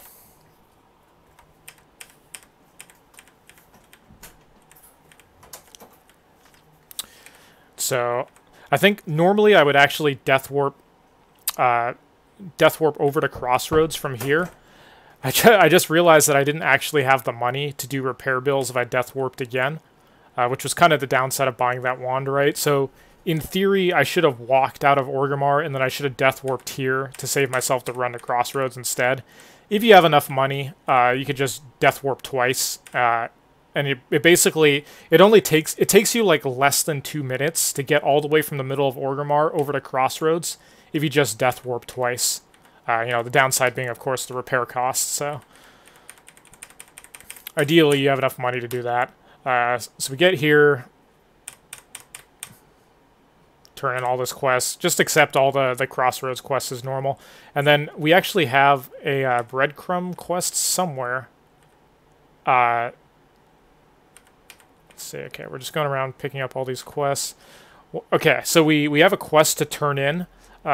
This was one of the quests we turned in the Undercity, which was a follow-up from something we did in Silverpine, and it leads you all the way to the Barrens, and it actually gives you a nice reward. Like you can get hands with 2 int or a cape with 2 stamina, and considering we have absolute garbage gear at this point, it's a pretty nice upgrade. You get like 1,000 experience and a piece of gear, and it didn't take us out of our way at all. It was stuff we were doing anyways. So that's another reason why, you know, Silverpine is nice. So here we are. We're a ways into 14. I'd say normally it'd probably be close to 14 and a half, 14 and a third at this point if you didn't grind as much as I did. Then the first things you want to do are, you know, the Planestrider quests and the Quillbores. The Planestrider one isn't that big a deal because there's like actually 1,000 Plainstriders or something in the Barrens. If all the Plainstriders by town are taken, you can just start heading up north, and you can fight the higher level Plainstriders to get the drops, or you can fight like the ones that are up in the mountains. If you just go onto like Wowhead or like Classic Database and you just look up the Plainstrider beaks, you'll see just how many spots there are to actually find these things. It's not difficult at all to finish this quest. And then as you get over to the Quillbore thing, once you get to the Quillbores, if you're doing this transition to the Barrens at 14, yeah, I almost guarantee you that there's going to be hardly any Quillbores up, right? There's going to be a lot of people over here trying to kill them. What you do is you have a macro. The macro is literally just /invite, and I put it on one of my buttons, and I just spam. Whenever I'm doing a quest like this, where it's just kill X number of mobs, and there's a bunch of people in the area, I will just spam invite everybody around me, until I have like a party of 5, and we'll just finish this quest off real quick. As mobs spawn, you know, your group is most likely to get them. And you can do the same thing with the follow-up to this quest, where it just has you kill higher level Quillbore. You know, worst case scenario, you get here and there's like 90 people sitting here and 0 Quillbores, like, for whatever reason, you know, dynamic respawns aren't working, just go ahead and skip it. It's not the end of the world. But you should be able to finish this quest by just making a big Zerg group. So that's part of the reason why I'm not too worried about coming here at level 14 as an undead, is it's not really that hard to finish these initial quests, even if there's a bunch of people around. You know, so you do those ones, you do the Quillbore follow-up, which you just make a big Zerg group also for that. And then you head over down to Ratchet, do those quests. You know, at that point, you're just doing a normal Barrens path. The difference being that since you started at 14 instead of 12... It's yours now. Thank you. you really don't need to do any grinding whatsoever. Like, all the quests are pretty easy. You can just kind of breeze through everything. You get the quest done quickly, you get the quest rewards quickly, you don't have to do any grinding.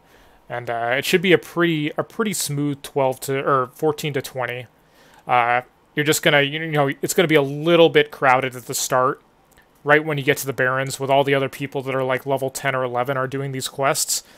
But at by the time you're up to like the 15 or 16 quests, there's not going to be that many people on them, because other people are just not going to have leveled as fast as you are, having gone to like Silverpine and stuff. So you'll break away from the pack really easily, even if you come here a couple levels late.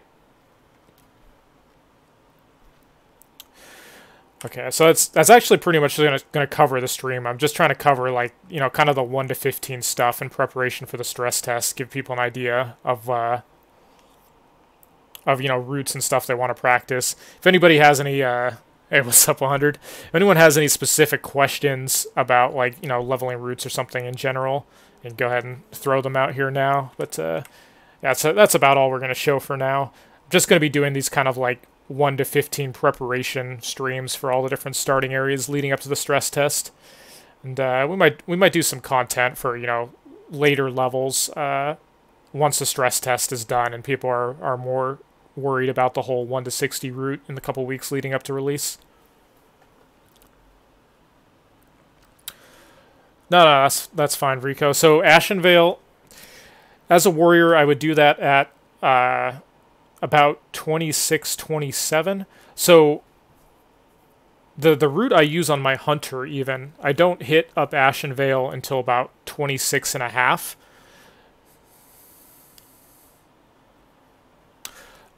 Which is a totally fine level, I think, for pretty much any class in Ashenvale. You can do all the quests there.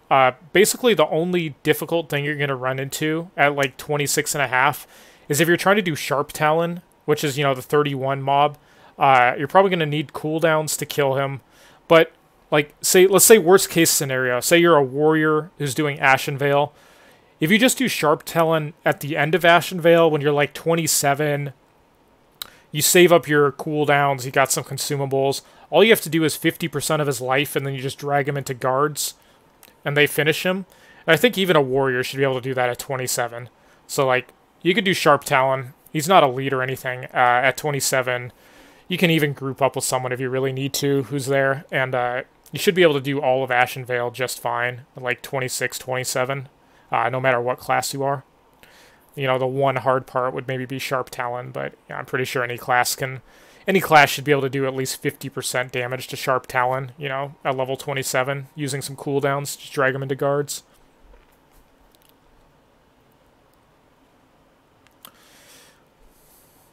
Yeah, let me give you a very quick rundown on, like, playing Warrior 20 to 30. Probably the way you're going to want to do it is you're going to want to do a lot of Wailing Caverns, like right around level 20. You're going to want to do all the quests for that. It's really easy to pick up all the quests. The main reason is that the Wailing Caverns gives that blue staff reward or a blue sword. But if you're a rogue or a warrior shaman, you want to do Wailing Caverns for sure. You want to finish that quest, get the blue weapon, and that's going to make your 20 to 30s so much better if you take the time to do Wailing Caverns. So, like, on Warrior, I'd probably run Wailing Caverns, like, 20 to 22. Do all those quests and stuff, get the blue weapon. And then I would go into Stone Talon from, like, 22 to 23. I would go into the Hillsbrad Foothills, like, 23 to 25. I'd do South Barrens, 25 to 26, maybe 26 and a half. You can do the first part of Thousand Needles at 26 and a half if you want, or you can just save it all for later at like 29. But then you go into Ashenvale. Ashenvale should do about 26 and a half to 28. Then you go into Thousand Needles again. You can do Thousand Needles.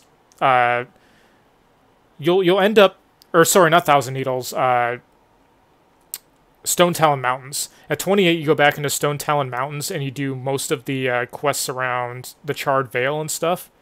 And that should take you somewhere between 28 and a half to 29.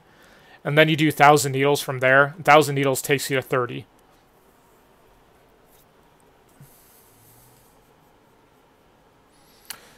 Let's see. And there was another question of how soon will it be for my second character. I mean, at least 2 or 3 weeks. Like, when I get my hunter to 60, we're trying to, get one of the first clears of Molten Core, get a rag kill and everything. I'm probably going to be...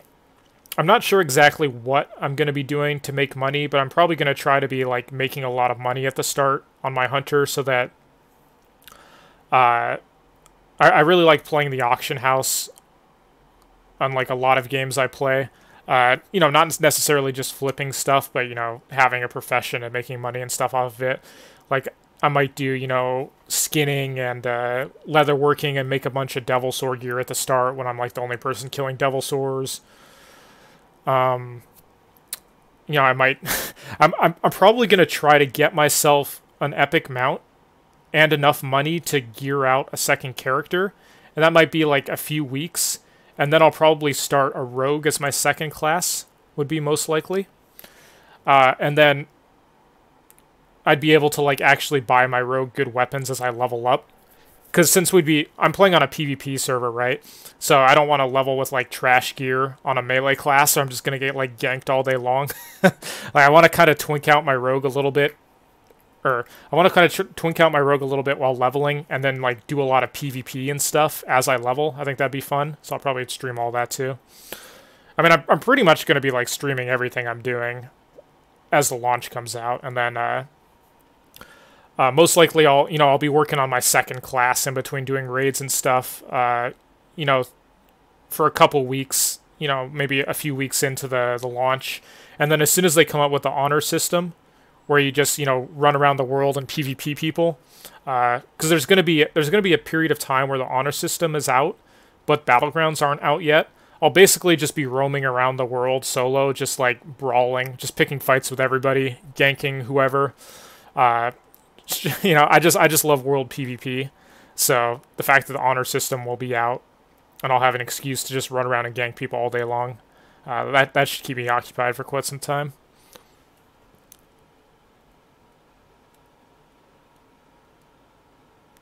Woo, raking in that money, 100G. That's what it's all for. So yeah, I haven't quite decided. Like, honestly, I'm open to suggestions too on what to do when I get level 60. Like, I'm not sure if I want to try to, like, farm. I don't think you can kill Princess right when you get 60. I think it takes a little bit of gear. But I'm not sure, like, what professions I want to level up yet. I kind of have to decide if I want to do, like, mining engineering or, like, mining herbalism or skinning leatherworking and stuff. I haven't quite figured that out yet. But, I'm probably going to be... Yeah, I'm probably going to be sitting at 60 for, like, 2 days before I can do anything, because, like, tanks and healers aren't going to be 60 yet. So, like, I may as well have something to do at that point that, like, gets me a lot of money or helps gear me up, right? So I'll still have to kind of think on that. Let's see, isn't Barrens easier than the beginning of Hillsbrad? Well, I mean, it's not really an either or. Like, you want to do both of them. So I agree with you that South Barrens is one of the best questing areas. 1 to 30. The two best questing areas are Ashenvale and South Barrens. So, like, South Barrens might be better than Hillsbrad, but it's not like you want to pick one or the other. Like, you definitely want to do them both. Solo BRD Arena. Okay, that's another idea. I'll look into that. Yeah, I'm still kind of weighing options of what to do at 60. So on the beta, I did a bunch of different 1 to 30 runs where I was testing different routes and stuff. And by far the best route was when I went to Hillsbrad. Like, I was kind of trying to think of a way to skip Hillsbrad or save it till much later, but it ended up being way, way better. Like, the entire 20 to 30 process flowed better, and it let me get to the other zones at a higher level if I just did Hillsbrad 23 to 25. And it's more like 23.5 to 25, 25.5. You get a couple levels out of Hillsbrad. It's totally worth going there. And then the thing is, it makes South Barrens and it makes Ashenvale and stuff, like, way faster and easier for non-hunters. Because, like, if you're using Joanna's guide, for example, it tells you to go to South Barrens at, like, 22, right? Like, do you really want to be a warrior or a rogue at 22 in South Barrens fighting, like, level 25, 26 mobs? Like, that seems insane to me. Like, I'm not going to lie, that's one of my least favorite parts of, like, the people that say the Joanna guide is that, like, you should not be doing South Barrens at 22 as a melee. Like, no way in hell. Like, even 23 is too low. Like, you can do it, right? If you play well. It's just definitely not efficient. It's way better if you do it at, like, 24, 25, 26. It's going to be so much faster and easier, especially if you're, like, not a strong solo class. So making the trip to Hillsbrad, and Hillsbrad is typically not a very populated area early on. Like, the early levels, if you go there at, like, 23, there's going to be plenty of mobs and quests and stuff to do. Like, especially because Joanna, for some reason, Joanna just doesn't go to Hillsbrad at all in the 20s, which is actually, like, super insane. You know, and one of the reasons why Joanna gets to level 40, 7 hours, 8 hours slower than me is that he doesn't go to Hillsbrad. Like, there's no reason not to go there. And so, if you consider that most people, there's probably going to be like 1,000 times more people following Joanna's guide than are following, like, the things I'm saying to you guys right now. So if you like go to Hillsbrad like I'm suggesting, you're hardly going to be running into, like, any people there, like 23 to 25. And it's going to make the rest of the leveling process, 25 to 30, much smoother.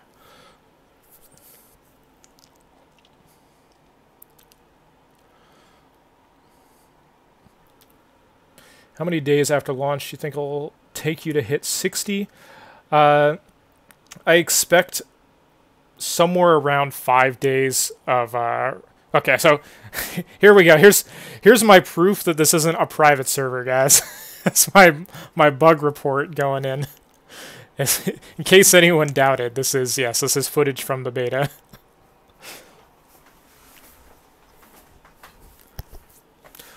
So yeah, it'll probably take me about 5 real-life days. I'm expecting the first people to hit 60. You know, assuming no crazy exploits or whatever that nobody knows about. If people are playing, you know, like, legit, it'll probably take between 3.5 days and 4 days of playtime to hit 60. And assuming you get a reasonable amount of sleep during that time, then it's probably going to be between, like, 4.5 and 5 days of, like, real time to hit 60 for, like, the first people. But, you know, I may be the first person on my server, I may not. I'm also playing a PvP server, so, like, obviously that's going to slow me down a little bit, but, you know, I love PvP, and everyone I'm playing with is on a PvP server, so, you know, so be it. It's just the way it is. I'm going to play PvP server, even though it might be a little bit slower. So yeah, somewhere around 5 days, I would expect, and then I'll kind of be sitting around on my ass for a couple days, you know, waiting for other people to get 60. So, kind of thinking of things to do for those couple days in terms of, like, professions, farming, you know, soloing content. Might look into, like, soloing some more dungeons and stuff. So you can do, even at 40, like, you can solo, like, the first couple bosses of Uldaman at 40 as a hunter. You know, not that I would really recommend doing that while leveling, but I'm pretty sure hunters can, you know, solo a decent amount of content that gives you gear upgrades, like, once I get there.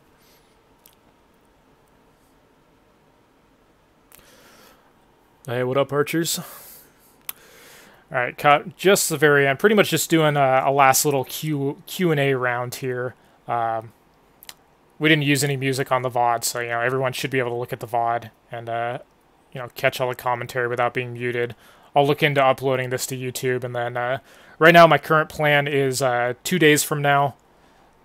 I've kind of got some moving stuff going on and whatnot, but 2 days from now we'll do the Tauren starting area, recover that, and the transition of the Barrens, kind of like the 1 to 15.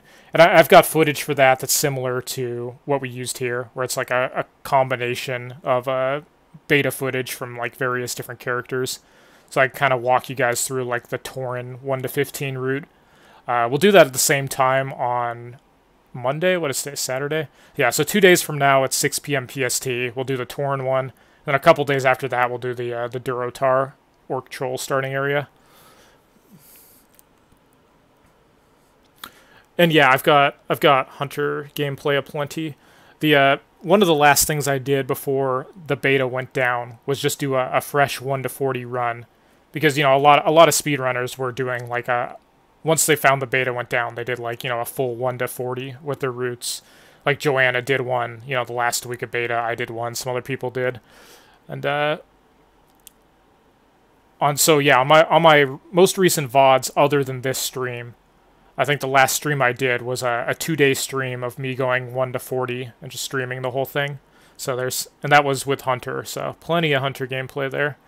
Hunter's my main, so the majority of my streams were covering Hunter, and probably the majority of the footage for the Orc Troll starting area will be from like the Hunter perspective. Although I do have an Orc Warrior build or video on my YouTube also of going 1 to 10 as a warrior.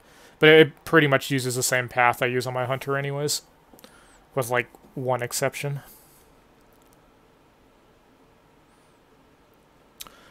Let's see, the highest level I've reached in one stretch was 20.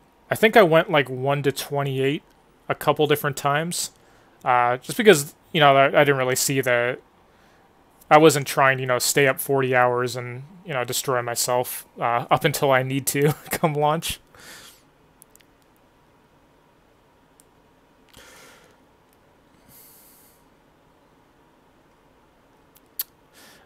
Archie, I'm only halfway to where you are, Archers. I'm old, but no kids. At least I can still no life classic WoW like the glory days. So how many hours was that? 1 to 28 was about, I think on my most recent run it was probably about 16 hours. But come launch, I'm aiming to stay up probably between 24 and 30 hours at the start. So the 100% optimal starting launch for me, which I'm not sure I'll be able to do, would be to get to 37, go tame Broken Tooth, and then go to sleep. But it's going to be a launch day. The servers might go down. Like, a bunch of random downtime might happen. There might be queues. The world might be laggy. Like, who knows if I'm going to be able to get to 37 as quick as I think. Like, I'd like to go 1 to 37 on the first day. It might not be possible, so I might just have to sleep before that and then try to get them later. Yeah, like after the first day, I'm probably going somewhere around 24 to 30 hours. If it doesn't look like I'm going to be able to make it to 37 in one run, I'll go to bed earlier. But I'm going to be sleeping at least 6 hours every night. And then after the first day, I'm probably going to do more like, 18, 20 hours up, 6 hours of sleep. Because, it is more of a marathon than a sprint. It's not going to be like private servers where people get 60 in 2.5 days. Like, people are going to be getting 60 in like 4 days plus.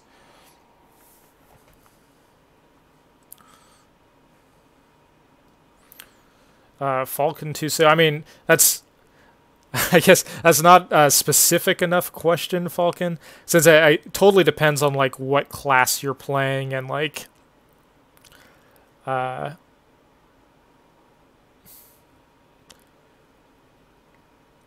don't really know of your preparation level. Like, do you know most of the quests and stuff in vanilla because you played vanilla back in the day? Oh, you haven't played it at all. Okay. If you have like no knowledge of classic whatsoever, and you're not like preparing for it at all, it's probably going to take you like 10 plus days of played time. You can probably shave a couple days off if you just like, kind of get a good idea of how to do like level 1 to 30, 1 to 40 rooting from watching VODs and stuff. But, I'm not going to tell you how to enjoy your time. Like, it's up to you if you want to, study roots beforehand or if you just kind of want to wing it and do your own thing. But, odds are if you haven't played Classic before, it's probably going to take you like 10 plus days of played would be my guess. And then that's including like, considering every day being 24 hours of played. So if you play like 12 hours a day, it's probably going to take you like 3 weeks. Also depends what class you are. Like if you're a hunter, it's gonna be a little faster. If you're playing a warrior and you've never played classic before, then it's gonna take you like 1,000 years.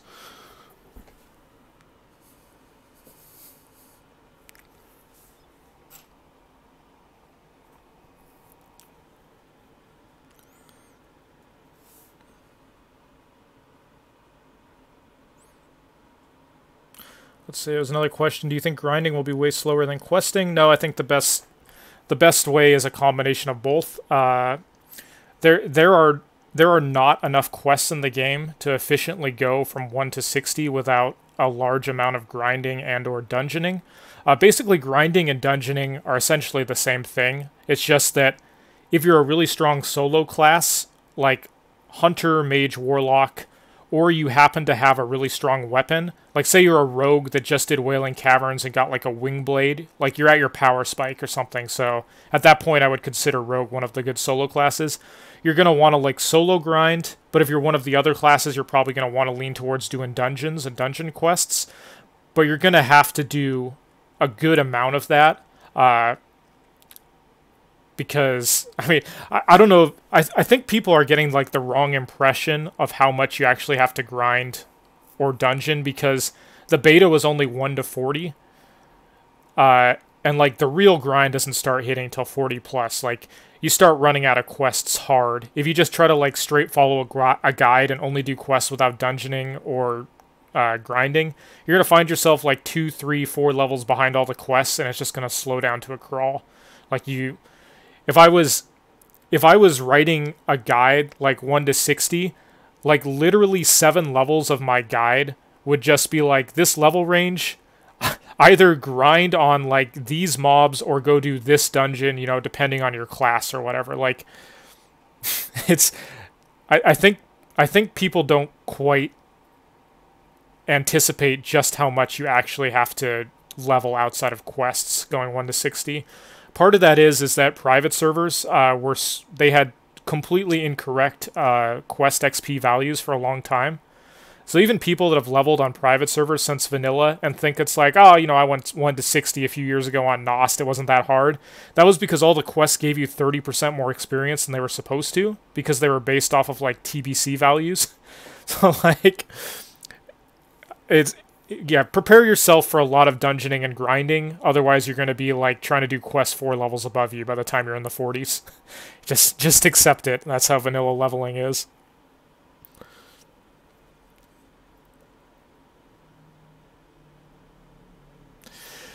Yeah, that's since nobody's really able to practice 40 to 60 on the beta. I'm not entirely sure how much I'm going to have to grind in the last few levels. Somewhere between like the last 1 and 3 levels are probably going to have to be majority grinded out on my route. Like by the time you're done with Winter Spring and Eastern Plague Lands, like the good quests there, like there's a good chance you're like 57, 58.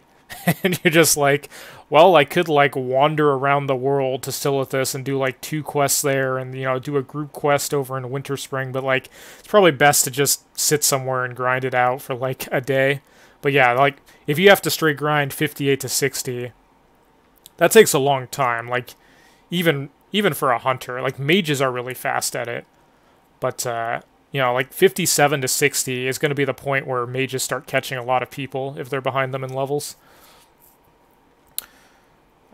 The first time I leveled on actual vanilla, I had the same problem where I didn't realize that you were like supposed to grind, and so I just tried to do quests, and I ended up being like I ended up just like doing quests that were like 4 levels above me because I kept running out of quests and then like going into other areas looking for more quests instead of grinding or doing dungeons.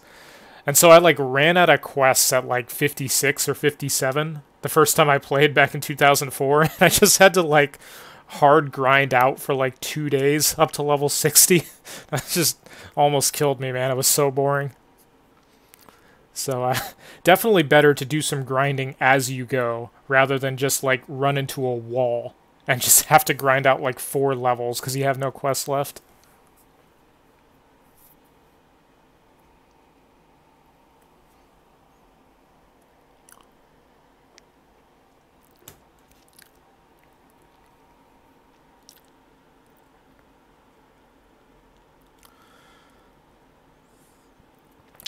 I think it's hard to say exactly when this point is, Doctor, in terms of making a level 1 alt and getting enchanting.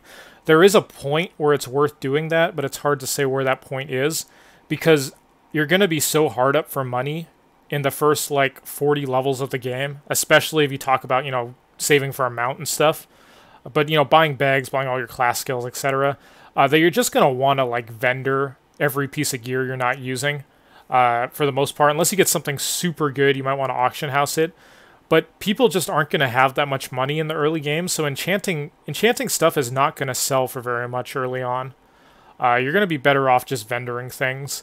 And then there's going to come a point later on when more people are higher level and, you know, people start enchanting stuff, where you can probably start selling the enchanting materials on the auction house for more than you can vendor it for. And I guess it's just going to be up to each person to figure out where that point is, if they're, like, watching the market. But initially, I would just recommend vendoring almost everything that you're not using. But having an alt account in general to, like, just check auction house, send yourself consumables, stuff like that, a mule or whatever, you know, is definitely useful.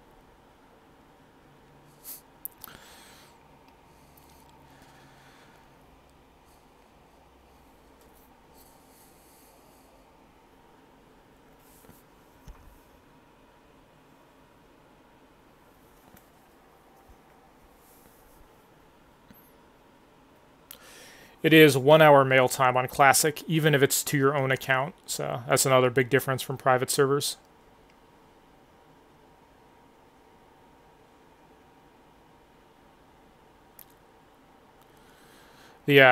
So it's instant if you return the mail.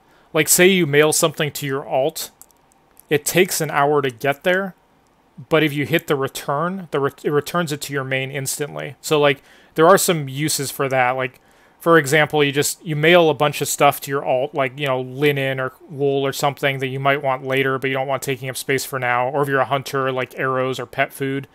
And it just sits in your alt's mailbox, and then when you actually need it, you log on to your alt and you hit return, and it goes back to your main right away. But it does take an hour to get to your alt initially.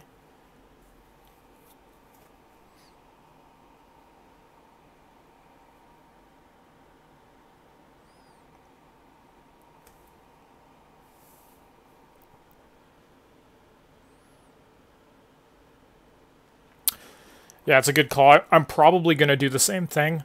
Like, I'm probably going to have 2 accounts and have 1 mule. I'm not really going to use the mule much until, like, 30 plus, just because I'm going to pretty much vendor everything till then.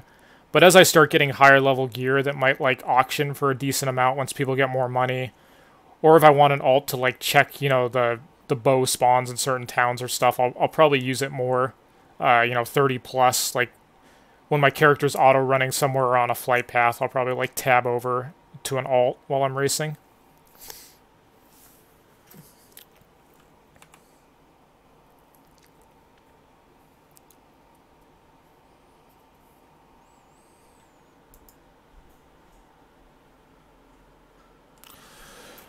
Alright guys, that's going to do it for now. I will hopefully see you guys in a couple days if you enjoyed the stream. You want to see the Tauren version of the stream we did today, where we cover, you know, the Mulgore and the transition into the Barrens. That will be 2 days from now, same time, 6 p.m. PST. So I will see you guys there, and we'll talk Tauren.